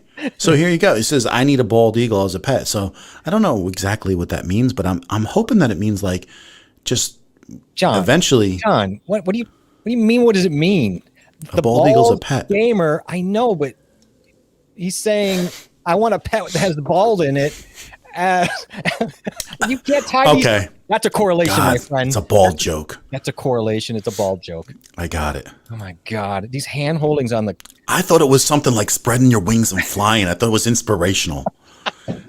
That's what I was hoping. Heather, but it's safe I seriously doubt you live in the basement. Yeah, but, and that's not her. That's not her because she's out there. She's doing stuff. No, but it probably we're all in our basement of our heads though. But maybe it's a metaphor. Or we do need to go see if she's getting enough bucket love and lotion. So hand it down to her in that basement. Oh God, there's only like 4 people gonna know what that means here. I know. I just olded myself. Oh God. But yeah, Eric's right. Good try. Eric did a great job. I was watching Eric's stream, and maybe that was part of the reason why I didn't send you a stupid email. I was watching Eric's stream before I came on to mine, and he's I want to just say this to Eric since he's here. I feel like he had his mic a little bit closer, and it sounded a lot better tonight, a little bit. Check it out. I didn't get a chance. Yeah, he's been working on his tech, and I don't want to say this too loud so he hears this. I saw his colorful lights in the background. Yeah, he had colorful lights. Ooh, he's a fancy guy. That's nice. I wouldn't ever put any color lights behind me. No, I wouldn't do that either. No, we're not those kind of guys. I would never do that. But he's right. Good tribes stay together, and man, it's just it's just how do you keep good tribes? And again, we talked about the code of conduct and what you post, how often you post. Right. I mean, there's so many things that go into it, and all that will hold true to a very large group and a very large tribe if you're really committed to that. But you will have to use different tools and angle yourself a little bit differently when you get really large, and that's a great place. I'd love to have that problem. Getting large is good. There's nothing wrong with that. It's so weird. My lights just started following my voice like. No, they didn't. I was just trying to be cool. Hey, Mike Hills in the house. That's all right. I'm glad you stopped in. What do we got to start streaming? Maybe I feel like we have to start streaming at like 10, 11 o'clock at night. We got a night. Well, we got a night crowd. We got a night crew. They just come out. I don't wake up until 8 o'clock at night as a musician, so it's yeah. That's my. I'm generally a night person too, but. I bet you Heather Roma's a night person. She's got that mindset. Now she probably can't be because she has a child. Well, you have a child too. But, yeah, he's in bed. Well, he's in bed. I'm sure her child's in bed too. I don't really understand. They still get up early. Yes. Yeah. Oh, absolutely. There's no doubt about that. Yeah, we're hanging on. This is like once you get past that hour here, it's the late hour. Are we there? The late hour. We're an hour and a half, brother. I don't know what you're talking about. I turned off the lights, but now they just back on with this. I know they're going to follow me. I see the squirrels are running loose in your heads. See, this is what gets me into trouble messing with stuff. I like it, but this is how you fall 10 minutes behind on chat. Yes, this is true. This is true. This is Layla, right? This is Lala right here. Oh, it's 10:25 by her, and it's only it's 9:25 a.m. But wait, how do I see her all day long? Does she sleep? Does she sleep at all? No, she doesn't. She's a mommy guide, Inc. Mommies do not sleep ever. I don't. Oh my God. Eric, I saw Eric has 8 children. Eric's got 8 kids, and mommy guide is in the Philippines, correct? Yes. Yeah. So. Eric, I don't know why you just didn't get one more and go ahead and have a baseball team. Oh, you're winding down with us? Wow, That was a long mistake. day. That's a bad idea. First of all, you should have put a little bit of like a seizure warning on your background there, because I'm literally gonna like fall down in there. I love it. It's hilarious though, because How it is this follows. hilarious? This is not hilarious. This It is like follows my voice. I think that's hilarious. it should follow the dynamic of yours, not just the words you say. I thought it was fun. Well, it's not unfun, but it's, I don't know. Like, Could have been. You would be great with you at Studio 54, There. which is another old person comment. I'll change it to this. There you go. You could do your disco. You know, the kids on TikTok would love your little voice animated lights and all that. They would like my lights. Yeah. She sleeps. She goes. Yeah. So how many hours does she sleep? I'm gonna guess. I'm gonna guess 4. I'll say 6. You think so? It's still not enough, but you know, seizure. Seizure. How old is John? 59,000 years old. Know how old John is. Jeffrey's got me by 2 years, I think. I do. Yeah, I got you done by 2 years. So Right. you're 38. Right. Yeah, wow, 8 kids. That's the starting lineup for a basketball. It really is. It really Wow. is. Like you could. I mean, not, That he knows of. well, he's got subs and everything, man. He could even 2 kids could be referees. It'd be great. 6 to 8 hours. I don't know. Where do you find the time? You must have 30-hour days there. Maybe that's it. It was soothing listening to you solve the world's problems. Until that disco started. Oh, God. John, I apologize. John, do you use? I mean, I'm just curious. Like, I ran into different platforms. You were talking. We went to YouTube and Facebook. Do you use Discord or Discourse or Telegram, or I use Reddit? Don't you? Because we kind of took into Reddit a little. So bit. first of all, we were just kidding with Eric because I think Jeffrey's 52 and I'm 50. So Eric, I think, is 48 if I had to guess. But get 8 kids. So. But I was out testing some of these things, right? And I was trying to see where anything would gain traction. So I went to Twitter. Did nothing for me. Absolutely nothing. Twitter is just dead, man. And no, it's not dead for everybody. Bitcoin and all that stuff's great. But Like seriously, I don't. like cryptocurrency and stuff is great on Twitter. But I'm talking about content creation. I don't know, man. Yeah, it didn't do a lot for me. And when I found groups specific to what my video was or what it is, so if it's like photography stuff or if it's audio, and I dropped my video in there, that did a lot. And it seemed to be like really knowledgeable groups. So it was kind of cool because you get feedback and people have discussions, where the Facebook groups didn't really go into that much of a deep discussion with stuff where, I think Reddit did the best for me. Now, I'm not against Instagram, but I just haven't got there to be active on it or to figure it out. And a lot of people have, and they like it. I just haven't, I'm trying to focus on so many different things, and I can only learn a little bit at a time. It's a different animal. And I mean, once you kind of get in a flow, I think it has value. And of course, now you have to consider about TikTok and see, he's talking about Twitter, and this makes perfect sense. And I could totally see this for him, right? yeah, but that's perfectly up his wheelhouse. Absolutely. I mean, that's anything with cybersecurity or anything digital, like you Right. get into cryptocurrency, it's huge. cyber stuff. I mean, that stuff's going to be, to me, Twitter's made for that. Yeah. I mean, that's like, any kind of world news also, big corporation I talk. don't see Eric trying to deliver a lot of this stuff on TikTok, for example. No, I don't think he knows how to dance. He's got 8 kids, probably not. TikTok, you don't rock. I don't know if he dances. What did you think that music was going to make Eric get up and dance? No, not that music. That's like Rocky, bro. What? Yeah, exactly. I'm going to run the stairs, and I thought we were going to get stuck.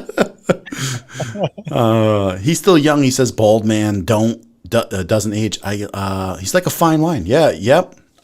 Like You are. wine. You got a over cork time. in you, and you got a label on you. He's got a cork in him. Well, he's a fine wine bottle, my friend. He's got. You probably sniffed the cork. Nah, I don't drink a lot of wine. Yes, yeah. My wife drinks wine. I'm not really into wine. No. So LinkedIn and Twitter is best for me. Instagram, okay, and lukewarm. That all makes sense. Totally. Yeah, I I do. can see that really good. Yeah. Now, I don't think I spend enough time on checking out LinkedIn and how it really works for you. I don't know. Can you see me on TikTok? Yeah, I can see you. Yeah, see, that's the other issue, right? Is more and more people are trying to avoid Facebook, so it's becoming a thing. I think you made a comment about Facebook. You didn't see a lot of deep dives into tech talk. It's really more networking, for the most part. Like, right? I mean, Facebook groups kind of build a community network for a purpose. I kind of feel like it's more of that than it is really about deep dives into discussion. So I don't know. I mean, that could be true, but I think a lot of people are avoiding Facebook just I mean, I believe this because the political sense in the climate is really turned off a lot of people, and I think it sucked a lot of energy out of people, and they're looking to be happy, like, especially with everything that's going on, as far as the last year with the pandemic and stuff. It's just like, I think people are really trying to lift spirits up than anything else. And I just like Eric lifts my spirits up. He says, F you, I'm Puerto Rican. So he probably is what he's saying. I think he dances, and he dances probably. All right, good. Fine. He's really upset about it. Gets all upset. He has to drop an F you. Well, he's saying flavor you, which means that's hip for saying, I love you guys. I'm Puerto Rican. So you know what I say to him? Well, you found the button. So I hit the button right this time. He's Puerto Rican. Look, he's calling me out. He is. He's telling you to meet him at. I'm in Philly, bro. Come down here and meet me. Yeah, this is what it's about. He's gonna be down there with his Cat 6 wire, and he's gonna go take the bridge on exit 3 on the turnpike. You got like a radio around your neck playing Rocky nonstop in loops. They took that statue down. Did they really? Yeah, they put it somewhere else instead of that, like where it was. Well, it was kind of odd. I mean, it is kind of a weird place for it, really. But listen, we like everybody here. That doesn't bother me. Oh no, hell. No. It's more exciting than there's no judgment here. That's for sure. No. So we got several Puerto Rico guys here. Is that what he's? We got 2 guys from Puerto Rico. It's Puerto Rican, bro. It's not Puerto Rico guys. No, I said we have 2 guys from Puerto Rico. I'm just kidding. Idiot. Facebook is good for end user engagement, but for commercial work. Yeah, and that's what a lot of people are saying. A lot of people are saying that I agree, yeah. They're having a lot of problems getting their businesses to be seen. Yeah, you really got to get into the paid the game. You got to get in the paid portal, I think, on Facebook to make it worthwhile. It's not going to work out. He's off his chair because he told me he's 5'4". He probably slid off. He told us, okay? I'm just telling you. God, I love him. Do you think we'll ever all meet up someday? That would be awesome. I'll probably have to come up at you guys, so I'll probably have to come up with you guys because you guys are kind of close to each other. But, yeah, we got a few. I mean, I used to be in New York all the time. I would come in constantly, like every other month. Yeah, but that could happen again, right? Yeah, they're firing up again out there, and people I used to play with are playing with local people. Well, they're our local band peeps. We have guys in Phoenix, LA, and here that are not making that trip, but they're just doing what they can with what they have for the summer. And which works out. I'm kind of busy, and then this fall we might do a show. I mean, we'll see what happens. Hopefully everything works out. Well, if you can get out this way, then we have to make a point because then we can get everybody together. Yeah. Yeah, but then I gotta go into Newark. Newark? No, I don't. That's where I work, brother.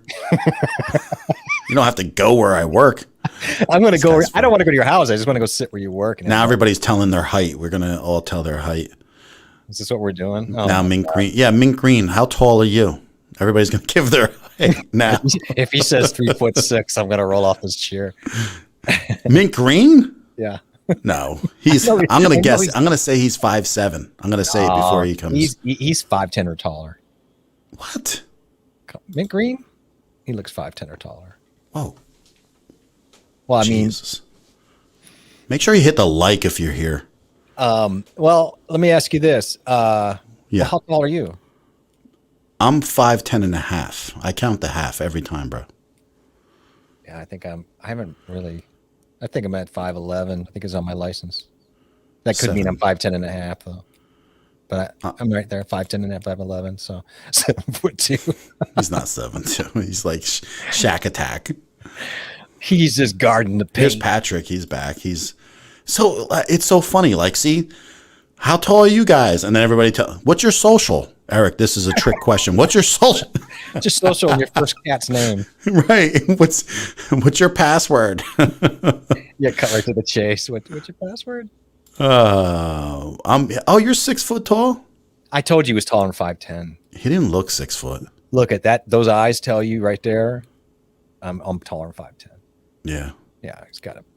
That's what it's saying. I'm telling you. Anybody want to guess what I weigh? You can guess. How about that? If anyone, Does it really turn into a carnival show? yeah, we're gonna turn it into carnival right now. You know, if you want me to stand up and do a little circle, I'll do it. But it's like, you want to give a shot in the wind? Go ahead. I can see. You know, I don't care.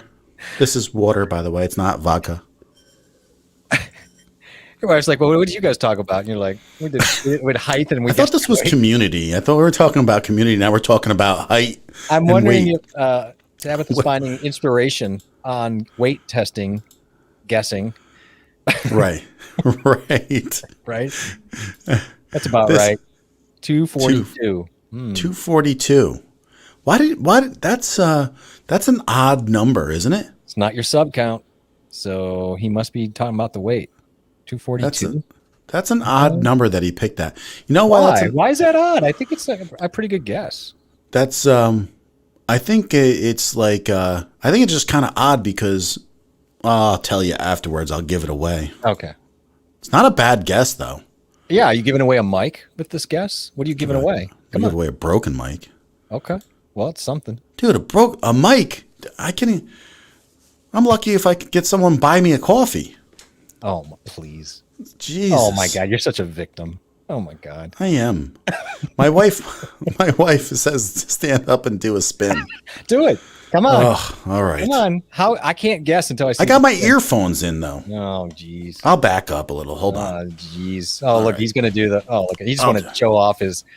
Look at this view. His white speakers. Hold on. Do I have to get rid of this here too? There we go.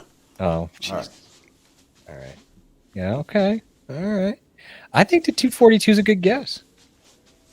All right. I'll do the Price is Right. I'll go just for the hell of it. I'll go like 245, and then if you're higher than 242, I win.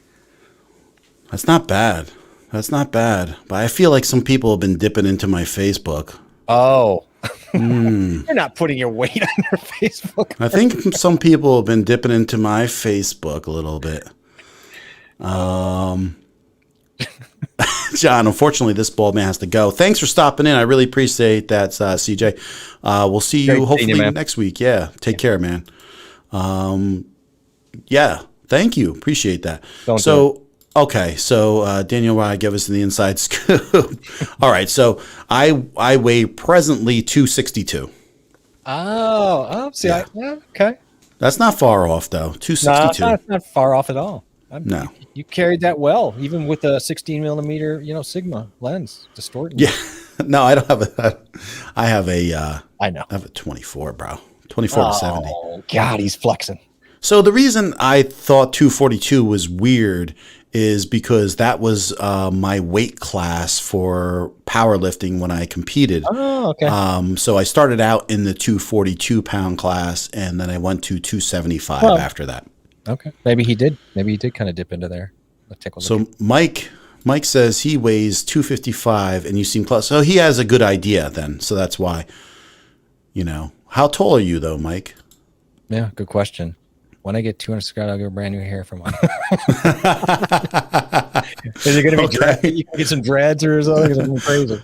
This is what happens. We talk about things for an hour and then we laugh for an hour. This is we have to stop doing this. I don't think. mind. I don't know. I don't mind laughing. Who said 245? I did. You did. Yeah, you did. I did. Yeah. What does this say? I need to be a guest during this year. We should Hour bring her on. 2. I'd like to see how this goes. That could be a possibility. Yeah. We could do that maybe someday. Next Mother's Day. He's booked you a year in advance. Don't give her an N. 1 hour. Yep. Hour one Yeah. is usually all business. She's right. Yeah, And then it's it like turned into it's kind a- of like it turned it's into kind a of like pillow our fight. show is kind of like a mullet. It's all business in the front for the first hour, and then a party in the back. Kind of is, isn't it? We have the mullet show starring Jeffrey Smith and John Ryan. Who's the mullet? So do we want to tell these people again that just came in here that we're going to be doing probably starting next week 2 shows a week together on Tuesdays and Thursdays, correct? Yeah, we're gonna play around, just have some fun, and I think Tuesday we'll do something more on topic, and then what we've discussed maybe we could change. Thursday, Yeah. maybe doing a little bit more open like mic type stuff about anything, and just to see what happens. Oh, yes, I have my wife on my. You have to. You have 8 children. We've just got You 8 need a children, right? Right. My next mother's. You'll be at 2,000. Oh my God, that would be a joke, but Well, but why not? I love that. Thanks for A girl saying can that. dream, you know. Yeah. But we'll see. Oh, she's gonna troll us instead. All right, good. I like her attitude. She's just going to sit there, check out Netflix, rattle her husband from the couch. Is there anything better than that? Right. Yeah. Yep. The second hour is fun. That's the Yeah, idea. you know what? I mean, because it can go 5 minutes or it can go 50, but I mean, it's fun. I really, it's a great way to bring more into the chat, especially on the Thursday ones, if we do that. But I mean, both of them, we should do that. When are you guys going to be on mine? Dead silence. How can we help you? Like, because I feel like what are we going to bring to your cybersecurity world? For right God's besides sake? mayhem. Yeah, we can't even remember where John's password is. Right. I know where all mine are, but he clearly is not a person who knows where his passwords are. Look at him. I just gave my password away when I said 262. First of all, that's my password for everything. I should have never told you. I just don't believe, unless your wife is doing all your laundry, I don't believe your sock drawer is nothing but just one mess of unrolled socks. No. Are you tidy? I have a separate drawer for dressier shirts like polos. Okay. Then I have regular t-shirts. Then I have a short drawer on top. A draw? Just shorts. What's a short draw? Like the whole drawer is shorts. Draw? Dude, I'll wear shorts in the winter. I'm just trying to understand the word draw. What the hell? Oh, sorry. You forgot the ER at the Here, end. Here. I'll draw for you. You don't like the way you speak in Jersey, bro? No, man. I grew up in Mississippi later in life in high school. And so all sorts of interesting draws. We need to circle back on Eric.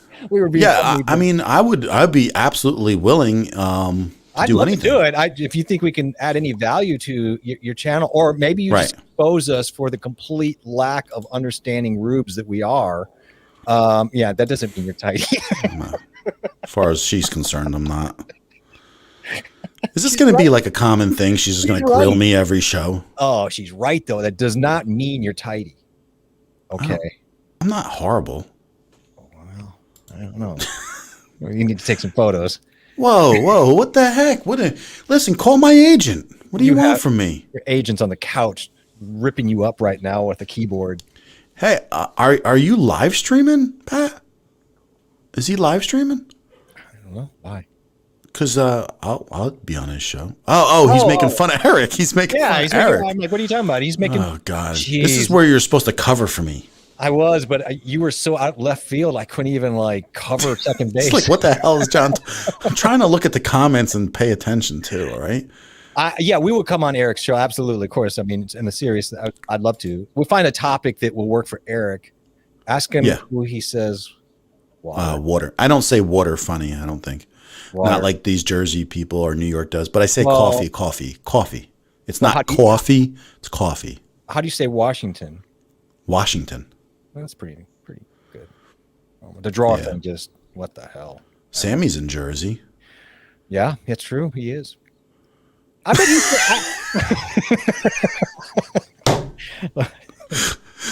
yeah, it's true. Yeah, he is. What the hell does that mean? He's 20 minutes away from me. He lives in near the like richest mall in New Jersey. Yeah. I always say that. I don't know why it's the place you can't shop. I can't listen. I've been there once. I'll never go back. I can't even afford to walk in the stores. That's not true. That's not even a real thing. No, it's true. I'm telling you the truth. Oh, you're getting slammed again.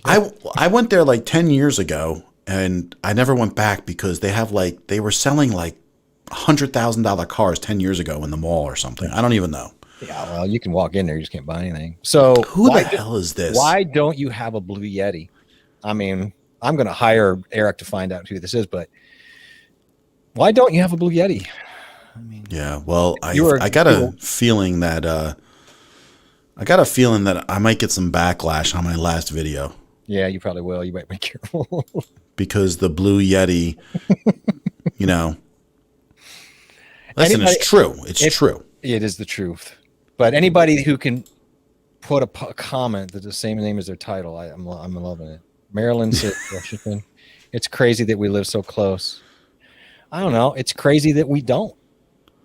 I'll put it out there like that. Okay. We should. I think. It doesn't make sense. I think we should move our families a little bit closer. It's a little too far. I think that we're gonna get a group of YouTubers in the Philly, Jersey, New York area together someday, and in the maybe this summer sometime.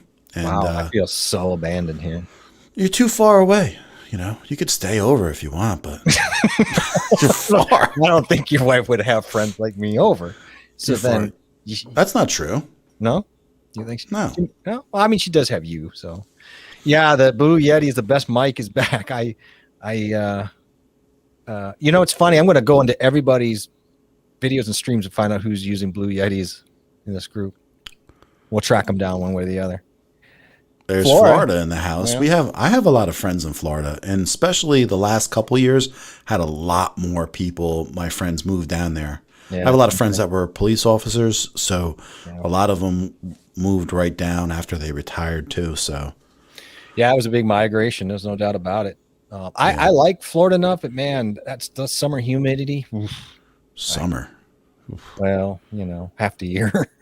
It's like 9 months. It's brutal. It's brutal for me. It's a little brutal. I don't take well to the very hot weather. So yeah, I don't either. I'm like crayon versus crown, water versus wooter. They're doing all the talk still. They think I don't talk like that. Oh, you do. I don't. You a bit. The talk, okay. The coffee talk. Not barely. The tech part. You barely get the L in there. You barely sneak it in there. My wife makes fun of me about this stuff too. Well, she should. I mean, she says, I leave spend a whole year with you with the COVID. You start to rattle off things. He has a black Yeti. I mean, I'm not racist, so I don't care what color it is. I honestly haven't even seen the black Yeti. I don't think. Right? I feel like they call it like the blackout edition, and it's like more expensive. Someone like I think what's her name? Ash. What's the black? I mean, what's the Blue Yeti X? What is that again? Have you seen the? Well, yeah, that's another one. That's like a special edition, but I know it's just they supposedly that's like $200. Like, who in their right mind is spending $200 on that? Yeah, Eric. Oh God, I know. I'm sorry, guys. I get you. Probably a lot of yous. There's nothing wrong with the Blue Yeti. He's just, I'm just in a different. I'm in a different zone, So it's like I would rather for $200 buy an audio interface and then a $70 mic, and then it's like almost the same amount of money, and it's just a lot better quality. Yeah, but okay, we're reverting back to that discussion. But a lot of people that started out didn't know that, and for them, they can just plug her in and get going. Yeah. But then again, I don't feel like that's the best option because I feel like, okay, if you need stuff when you're getting started, then buy literally a $50 mic. Don't spend all that money on a Blue Yeti and then use that money that's extra for lighting because that's where people lack a lot. Yeah, it's probably, it's kind of like one of those deals where people just run out. First thing they bought was an SM7B, same kind of deal where, I'm kind of guilty. I bought a couple things where I'm like, ooh, I wouldn't do that again. Right. Yeah, I mean, I made a mistake. What does the Galdo Wave 3 go for now? What's the last price? think Is it 220? about 170. Oh, really? It's under 200? I'm not. Don't quote me exactly, but I think it's. Oh, Eric's saying 200. Okay. For the Wait a little bit longer, and it'll be a lot less.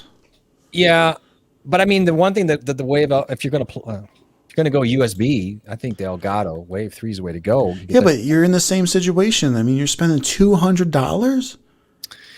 Right, but I mean, you're spending $200, but if you don't care, like if you don't really want to get invested into having to learn an interface and everything else, an Elgato Wave 3 will get you a Go XLR with a USB connection. You're up and running. You sound really good. No, I know. And then you have your audio routing done. And you got audio routing, and I'm just saying, for some people, for a lot of people, I hate to say it, it wouldn't be how I would go, but I think for a lot of people that.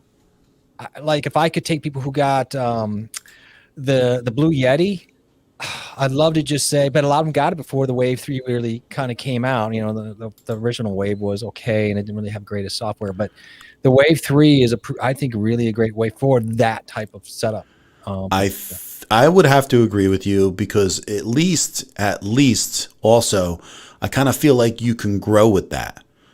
Right? Yeah, right. Absolutely. And yeah, you could use it in so many different ways. And again, you can make it sound really good. It's not going to prevent people from succeeding in what they do. And so again, time is the most precious commodity. So if you're going to, if you're not interested in having to break down Voicemeeter and Banana and deal with audio routing and all that and the interface, and Sammy is absolutely right that, I wouldn't use an SM7B on a snare drum. I'm sure it has, but I wouldn't do it.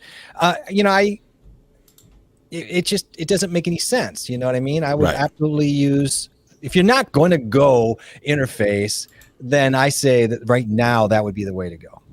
But a lot of people already invested in the Blue Yeti, and that's because you can grow with it. Where is not so much with the Blue Yeti. So when you have that audio routing and you have that processing, which is minimal, but you have something right with the Wave 3.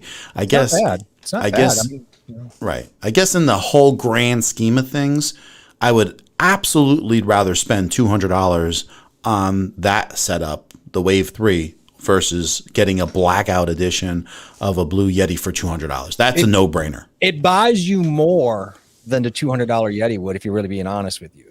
You know what I'm saying? Because, okay, 170, whatever dollars that is, with that audio routing and the sound of it and some of the effects you get with it or whatever, it buys you way, way more to say, okay, I can now deal with my lights and whatever. So, right. And Voicemeeter is great.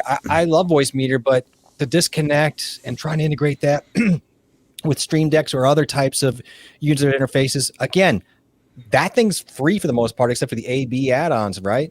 But I'd rather pay to have the Go XLR. And again, what is your pressure point? What don't you want to deal with? If you're fine dealing with Voicemeeter and you don't want to spend the money, then I think then you're justified. Yeah, I mean, there's a lot of truth to this too, because it's just very versatile. So you can take this on the go, use it USB, use it XLR. I mean, as a really true, versatile mic that sounds good. Yeah, there's a lot to be said that's good about that. I tell you what, though, if it's somebody new, like Lala or whatever, who has issues with routing, I say pay a little bit more and get the audio routing software of a Wave 3 if that's going to solve that major friction for you, because now you can't do anything you want to do. And she has it. She has the Wave 3.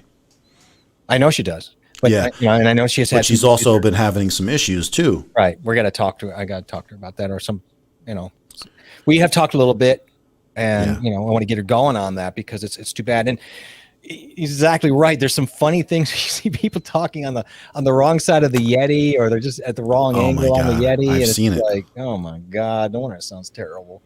It's here it is. It's like, okay. Or it's just, they set it on the desk and it's just rattling like crazy. There's that one tech guy. He has a huge channel. I forget his name.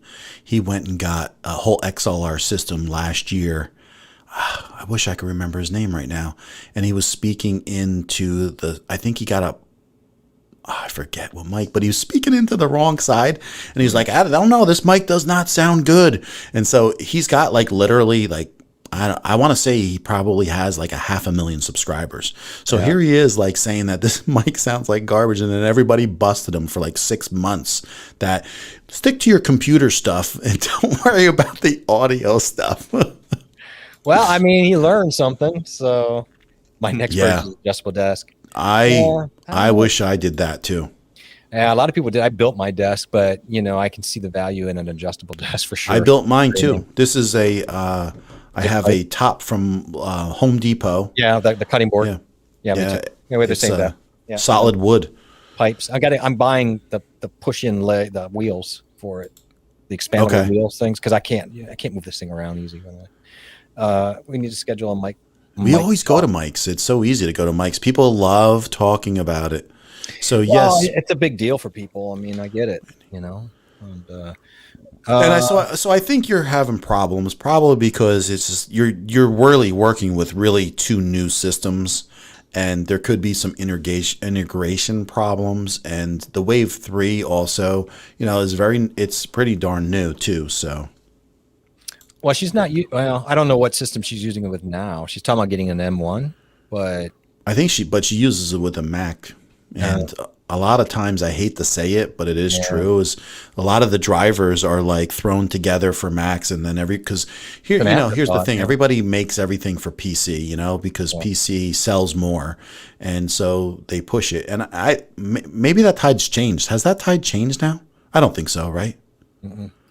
Like more people are buying PCs. I mean, if the Mac Mini can get traction at that price point, you get people willing to jump into that and test that out. But there are even with OBS, there's just some hangups with Mac that you sometimes, you just don't get with PC. It's still a little bit easier to finagle, And then look, I like Macs, but I had one and I don't have any problem with it. It's just well, you're right. A lot of the drivers are thrown together. It's kind of an afterthought. And I've tried, we've tried to set up people on Macs, and I'm just amazed at how oddly complicated it can be at times for no reason. I don't know. It's just their ecosystem is just that way. So, well, I do know people who do use OBS for Mac actually. So, sure. Yeah. I mean, let's just be. Free, it's free, so that's why there's more people that use OBS than that use Ecamm. Period. Oh yeah. So you got to realize that OBS is huge, and it's not what people thought it was 2 years ago, even a year ago. No, I mean a year ago when I first started using it, there was some stability issues. Still, I never have a stability issue with it for now. And, it's been great, and the improvements they've done in the last version plus solid.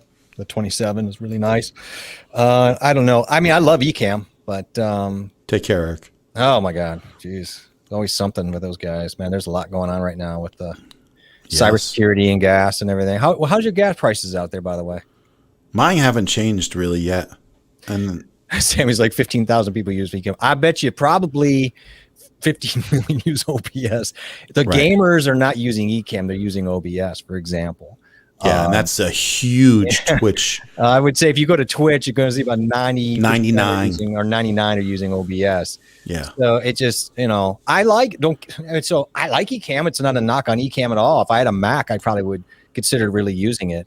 I would still say that OBS is by far being used. Thank you, Eric. I was curious what I think we're still at 2 something here, but of course we're always a little cheaper. Well, we haven't. Yeah, I was going to say we haven't been in 2 something, but because Jersey had a gas tax that we added on 25 cents like about a year and a half ago. So that didn't help. I would like to grab a mini, and I would like to do my own comparison of like eMac versus like what StreamYard simplest stuff is doing, or I mean, I think it'd be interesting. But again, a lot of people hate the model.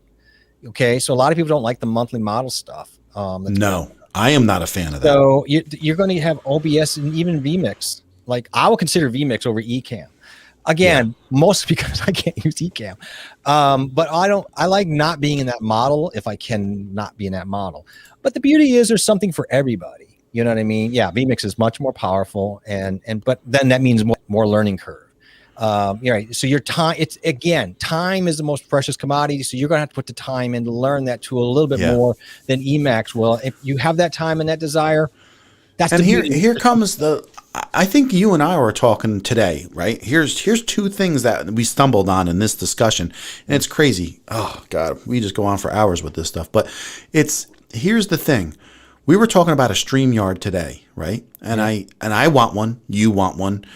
And I was like, well, what are you going to use it for? And then you were like, I don't know, but it's cool, And I'm like, you can assign things. And listen, I get it. A Stream Deck. Stream Deck. Sorry. Stream Deck.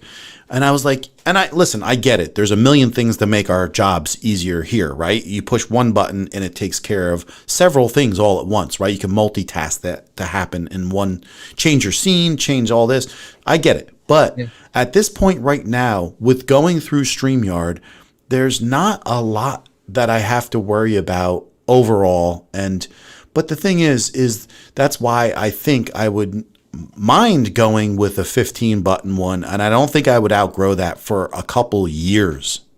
Yeah, I mean, so I've gone. We mentioned it. I've gone back and forth saying I might as well just commit to the bigger one. But God's honest truth is, I'm not going to. The type of streaming that I do, I'm not going to really need that. So this is a good tip right here. Yeah. So grab a refurb base. Yeah. So I mean, that's what I'm saying. Under $600. At those price points, you can get more people. I mean, they're not dumb. They realize they need to expand. They need some quantity out there to kind of work in their favor. Otherwise, people aren't really going to pay attention, as much. And then the thing here is, don't forget though, with that base unit, I'm pretty sure, I didn't check the specs, but I think they're giving you like a 256 hard drive. You'll have to external. It is tiny, and so automatically just assume that you're going to be paying for a 1 terabyte external. Now, I'd be doing that anyway. Is this the one where it's soldered in? The mini? Well, right? It is, yeah. So, I'd do one anyway. So yeah, no, right. But it does. You're right, though. I mean, it's an issue for content creators. It's going to be an issue anyway because that's way too small. That's way too small. So it's like, but if you go to upgrade, they hammer you for like $200. Yeah. I mean, it's for $4. Oh, yeah. Yeah. You guys are seeing some prices. Holy smokes. Well, this is not like crazy when you're coming from different countries. This is about an average price. Yeah. Go to Europe and check out their $10 a gallon. And you're like, oh, that's normal over there. So as someone on Zoom, I think they're great tools. Absolutely. The question would be, let me ask you, as somebody who Zooms and team meetings, I think this is a great person to ask. Do you feel like 6 is enough for what you're doing? Do you feel like? See, I don't think this. 15? I just look at the price of the 6, and then I look at the price of the 15, and I'm willing to pay the upgrade. Yeah, but I'm not willing to make the bigger jump for the price for the 32. Yeah, that's where I'm at too. That's where I feel. But I'm curious. I think that's a good point. Like, you're assuming based on what type of topics. We're going to talk about gasoline prices and John's flashing lights. Yeah, I know. We are working. The topics are going to be similar to this in a lot of regards. It might be slanted towards some musician use of it, but I don't want to be pitching myself into music. I really want to be like John. We're kind of here for everybody, and so it is content streamer centric. I guess I'd put it that way. And I will be peppering in. I'm also, I've had companies that did web development and network solutions, and so, I wouldn't mind dabbling into some of the ideas of what options are out there for the right person, for the right platform to build websites, the frameworks to that, which I think will be really useful for people here. Yeah, I've already had some people contact me, and so I'm like, I'm anxious to get out there. There's so much bad information out there that I think people are getting spun around a little bit, which is too bad. So I really want to see what I can do to help, really calm that information down a little bit. I've used every type of thing out there, from Cold Fusion to HTML to PHP to obviously WordPress and all the platforms. So, we can have some really good discussions about I'm a big believer in the cost versus time, and of course scalability. And I don't want people to get soaked at the beginning when they start their stuff, but I want to always lead them in a direction where they can grow and bolt on solutions for themselves and not feel like they got to tear everything down. So that's a tricky thing to do in anything, especially in the web area. You have to be very careful how you plan some things out, because you won't see that. And there are ways to do that, and there are ways to do it relatively cheap and fast. But I feel like I got those tools. And then music, I'm not really doing lessons or anything, but I want to have a little bit of myself about how to build some of my instruments. And also I have a documentary kind of year-long thing I want to do with a big touring metal drummer from Italy and stuff like that. So it's a little varied, but I would say it's going to be very similar to the vibe you see here. I want to stay in that as a centric topic. So that probably kind of meandered. I apologize. No, that's great. And before, when we started into this whole pandemic, I really had a lot of musicians ask about streaming. Yeah. And they asked, like, what do you use, or what is OBS? Like, still a ton of people have no clue how to get streaming. And I think right now, now it's become like so talked about, I think that people are, even still after things get going, I think there's going to be a huge potential, because people see how much streaming can be helping them, where a lot of people are still going to want to be learning about it. So I think that's something that well, YouTube has a huge growth yet. There's no doubt about it. I think that's the thing, and there's always going to be need for people who it's interesting. There's always going to be need for people to give people access to information in a way that's helpful to them. And sometimes not everybody fits everybody's bucket that way. Sam, I'm going to be here for 3 hours tonight. Sit tight. Sammy keeps track of all our time limits. He's like a dorm RA. Awesome. He's like the dorm kid who's like, turn your lights off. Get back in We your room. I think it's about time we do have to go, though. Yeah, I think we do. We do. I think we used up all our time tonight. In all honesty, Sammy is right. Get to bed. Stop screwing around. But it's Tabitha, right? Is that her name? Samantha. I'm sorry. That's okay. Samantha had mentioned earlier, she sees it. She's like, the Mac and all that OBS work fine, but there are limitations.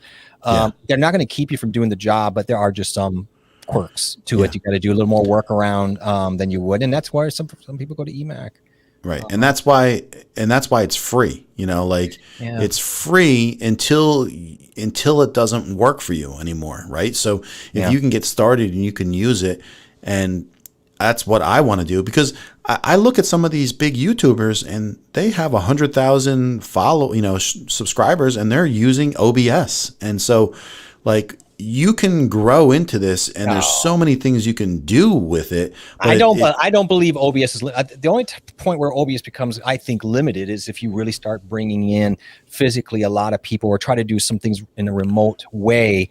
Right. Yes, if you're doing straight up streaming, then it's not really. I think Everyday Tech was that Everyday Tech had mentioned. Yeah, Patrick. I still think that the 15 is the way to go, and I would say that's kind of what I was wondering. I kind of feel like anybody who got the 6 is like, it's fine for what I'm doing, but I would get the 15 maybe in second or whatever. I think 15 for a streamer, a single streamer in this situation is more than enough at this point. I really am. Right, I agree with you too, because like he just said, I was using it for a mute, unmute. Yeah. We have other Go XLR. You have the Roadcaster. We have that already built in. And to his point, this is why I don't like Voicemeeter unless you can hook it up to an external. I don't want to alt tab my mutes and my sound from my chat and my music and all that. And listen, Voicemeeter is a great thing for workarounds and everything, but you know there's latency involved with that too, and so that's true. That's a good point. Yeah, so I mean it's great if you have one mic show and you're pulling things, but if you're going through something else, you may deal with a lot of latency issues and problems, and so it's not a foolproof answer. And I've tried workarounds that I can't get around in StreamYard. I cannot pull things in and get the sound to go through in different scenarios. And I should talk to you about this off offline too, but on the OBS, I mean, I thought there are plugins where we can get I have it. YouTube chat. We shouldn't have to even go through StreamYard, should we? What would be the benefit outside of some easy things to use? No. Well, see, no. Well, you can bring chat into OBS if you're by yourself. Oh yeah, Okay. you're right. Okay, we're getting into the loopy thing. Yeah, because then you could do custom browser docs. Yeah. Right. You make a custom browser doc. You bring the chat in, and then you can pull it up and have 1080p and not pay for anything. It's a little bit more work, but it's definitely doable. But I don't think 90% of the people should even be thinking about that, because it's just StreamYard. StreamYard's so easy to do everything. I've done it for stuff, and it's not worth it. No. Oh, you do full. What do you have a focus in any? Just dev in general, or are you developer? Are you designer? What do you have a focus, or are you kind of an all encompassing domain to cloud distribution networks on Amazon? What is your? Yeah, who knows? Which is another thing people don't do. There's a whole thing about cloud distribution these days. It's huge, especially with the way Google's doing their new speed requirements and rankings. So if you are bad website on speed, they are dumping on you now as of early March. So really? Yeah, you got to get a GT metric or some kind of metric that's above a B, really, and meet the requirement. Speed right now is becoming so it's going to be costly for some businesses. It can, if they don't think about it. I mean, there are definitely. I mean, we all can. Yeah, it can be costly if they have to go back and really redo. So, again, I've always been a fan of doing speed to make sure speed's kind of good, because, phones a lot of times are not on a network. They're on 4G and some on 3G in some cases. So you really want your people to be speedy. But now it's become a ranking thing, and it's become a big deal inside the community. So, I mean, it's a great topic, and I really love it. So he's been doing PHP, MySQL for 20 years, still do that. But I work for the local community. I have to do a little bit of everything, including cloud computing. Yeah, I mean, that's the thing. So you got it. I love anything to do. I'm a big fan of anything that has to do with connecting layers of database with layers of websites. I'm a big fan of data. I think it's fun. It's a good puzzle. See, this is out of my wheelhouse, so this is great. No, it is. I'm the guy that puts these networks together. Actually, like I splice the fiber, I run the Cat 5, the Cat 6. I test everything. I put the servers in, but like I don't know any of this stuff. Now you're talking to guys who actually like put the recipe together on both ends and stuff, and sounds like every day is really, you start getting into a lot of the PHP, you're really getting at a nice level of development. I was into PHP for quite a while, and I just got to a point where, for what I do and the timing of putting together sites, I couldn't mess around too much with it other than to screw around people's function pages in WordPress and some of the plugins. So I built my framework based on, getting things done for people, because they just weren't willing to pay for really base custom code for their websites. Now, for a place like universities and stuff, it's kind of, you have to, for security. It's kind of one of those deals where they're going to be a little bit different, although a lot of them use WordPress for their websites. So, who knows? I don't know. He probably has stories. So I've been messing with LTE bonding tonight. Wait, is that like is this something LTE bonding? Is this a group you're doing for your LTE? Is this a private Facebook group? No, it's a slow flip phone connection he's got. He's got a Katana flip phone, and he's trying to get his LTE bonding to work. So I don't really even know I know what LTE is. I just don't know what the bonding is.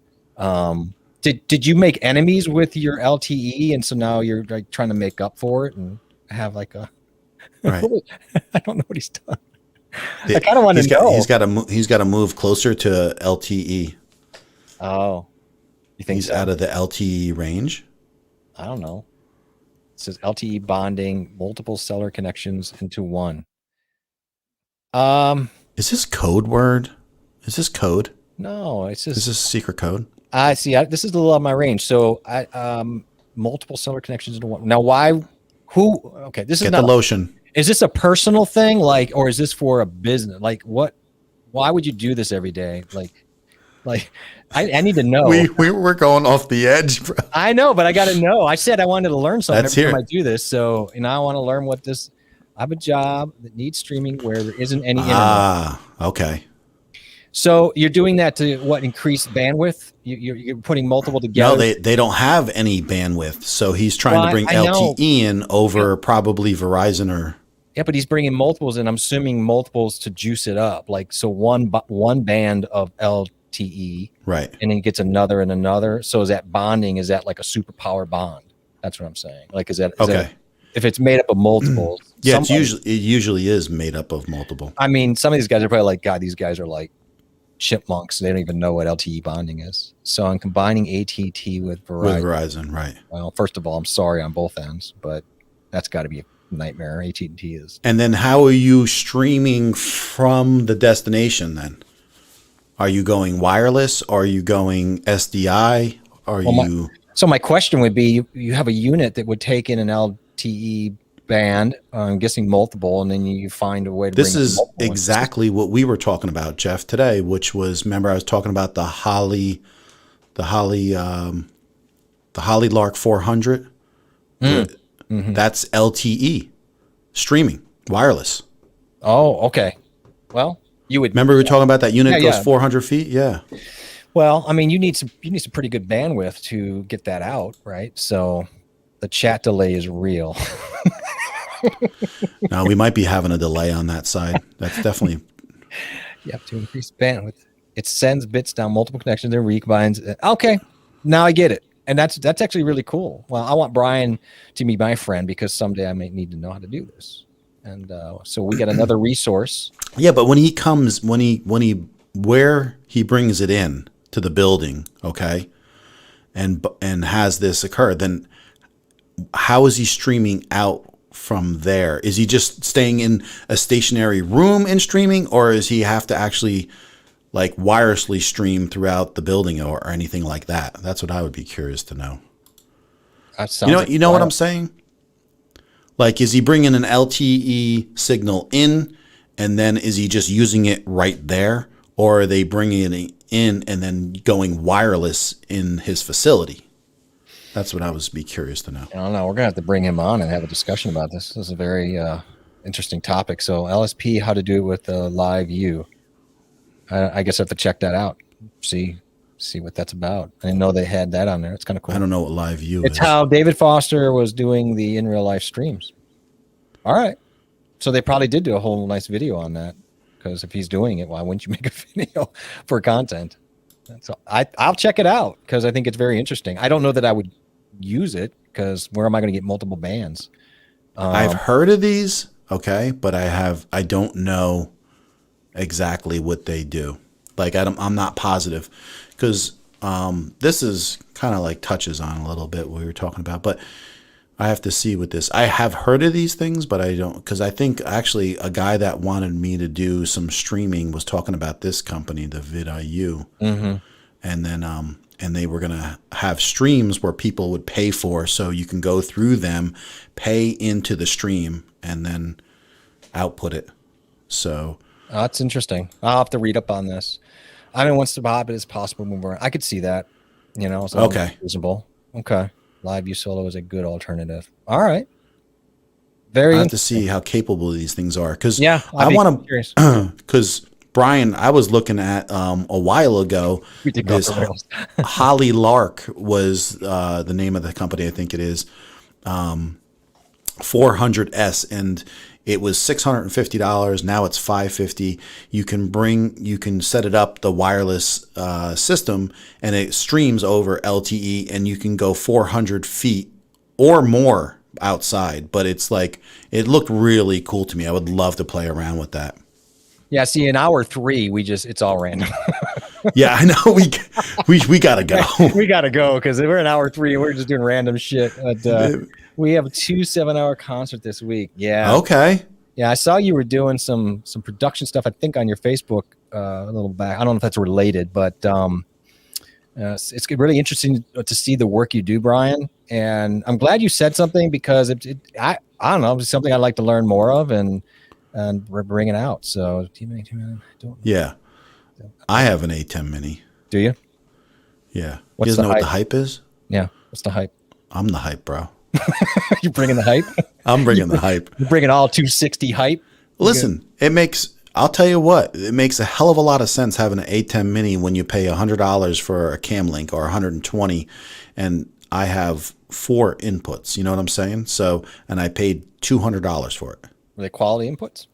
They do up to 1080p 60. That's fine. Yeah, That's I have fine. it. I have it on 30. So you have 4 inputs? They're HDMI inputs, right? Yeah, I have 4 inputs. I run 3 to cameras and 1 to a screen. Oh, I mean, that's pretty cool. All right. Yeah, so and then you're right. if I want to, I could just go plug in that cam link, and I could run that to a screen, or I could run that to another camera, and I could plug in 2 more if I wanted and have 6. You know? I mean, the truth of it is, that's a good point. I don't have 5 cameras running HDMI's out. I've got USB. Good night. Good night, man.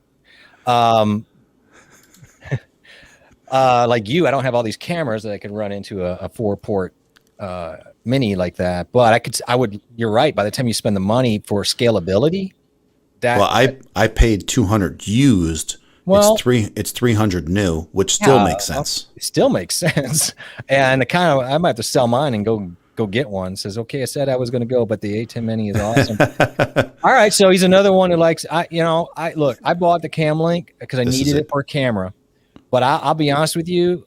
I think I'm going to sell that or keep it and get the Mini so I can have more. I need camera angles. Now, granted, I don't have all the DSLRs to put in right now. I have to use HDMI USBs, right?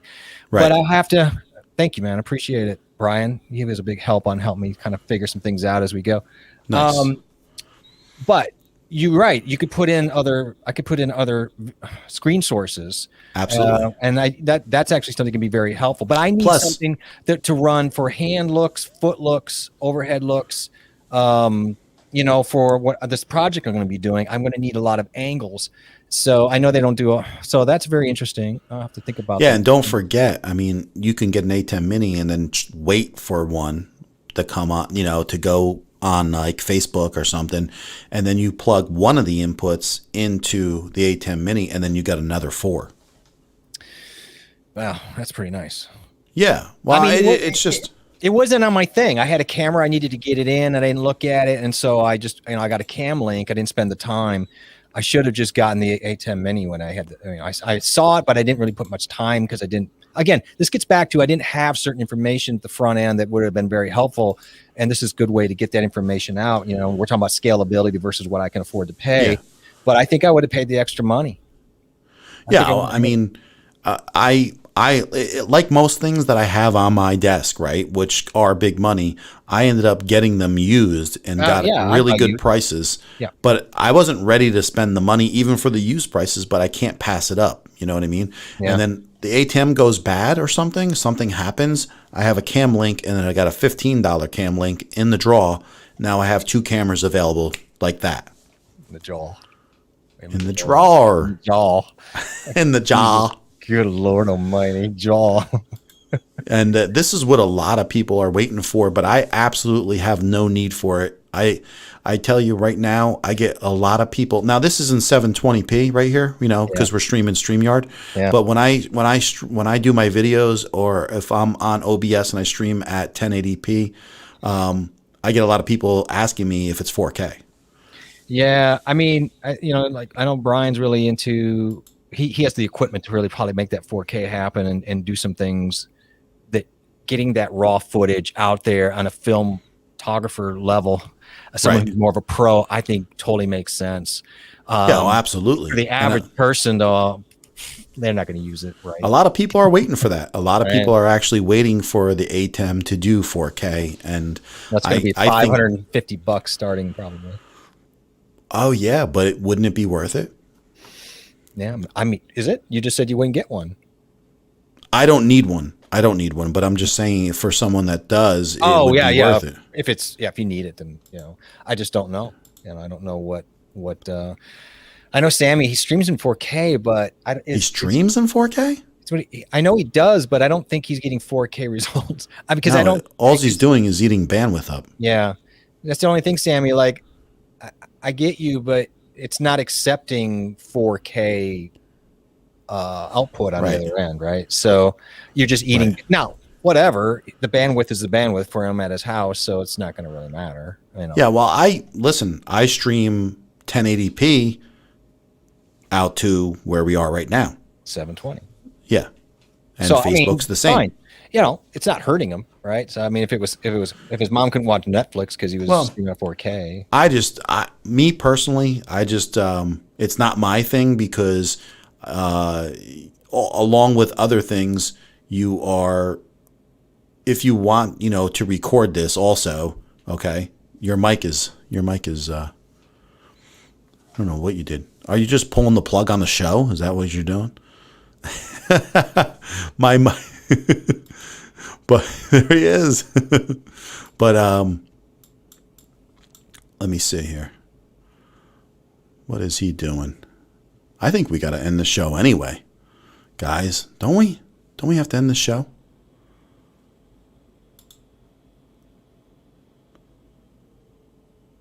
Your mic isn't connected. Can you hear me? Your mic. All right. Well, I think it's time to end this show anyway. So but something happened to his mic. I don't know what happened. But I want to say to everyone, it looks like he lost connection in general for some reason. But yeah, thanks a lot. Thanks for stopping in, guys. Again, we went 2.5 hours tonight. This is crazy. I appreciate it, and we'll catch you next week. And if we do stream on Tuesday, we will let you know. And please leave a comment down below, and we're going to put our links down there to our YouTube pages, Jeffrey's and mine. Have a great night, and we'll catch you on the next stream. Thank you.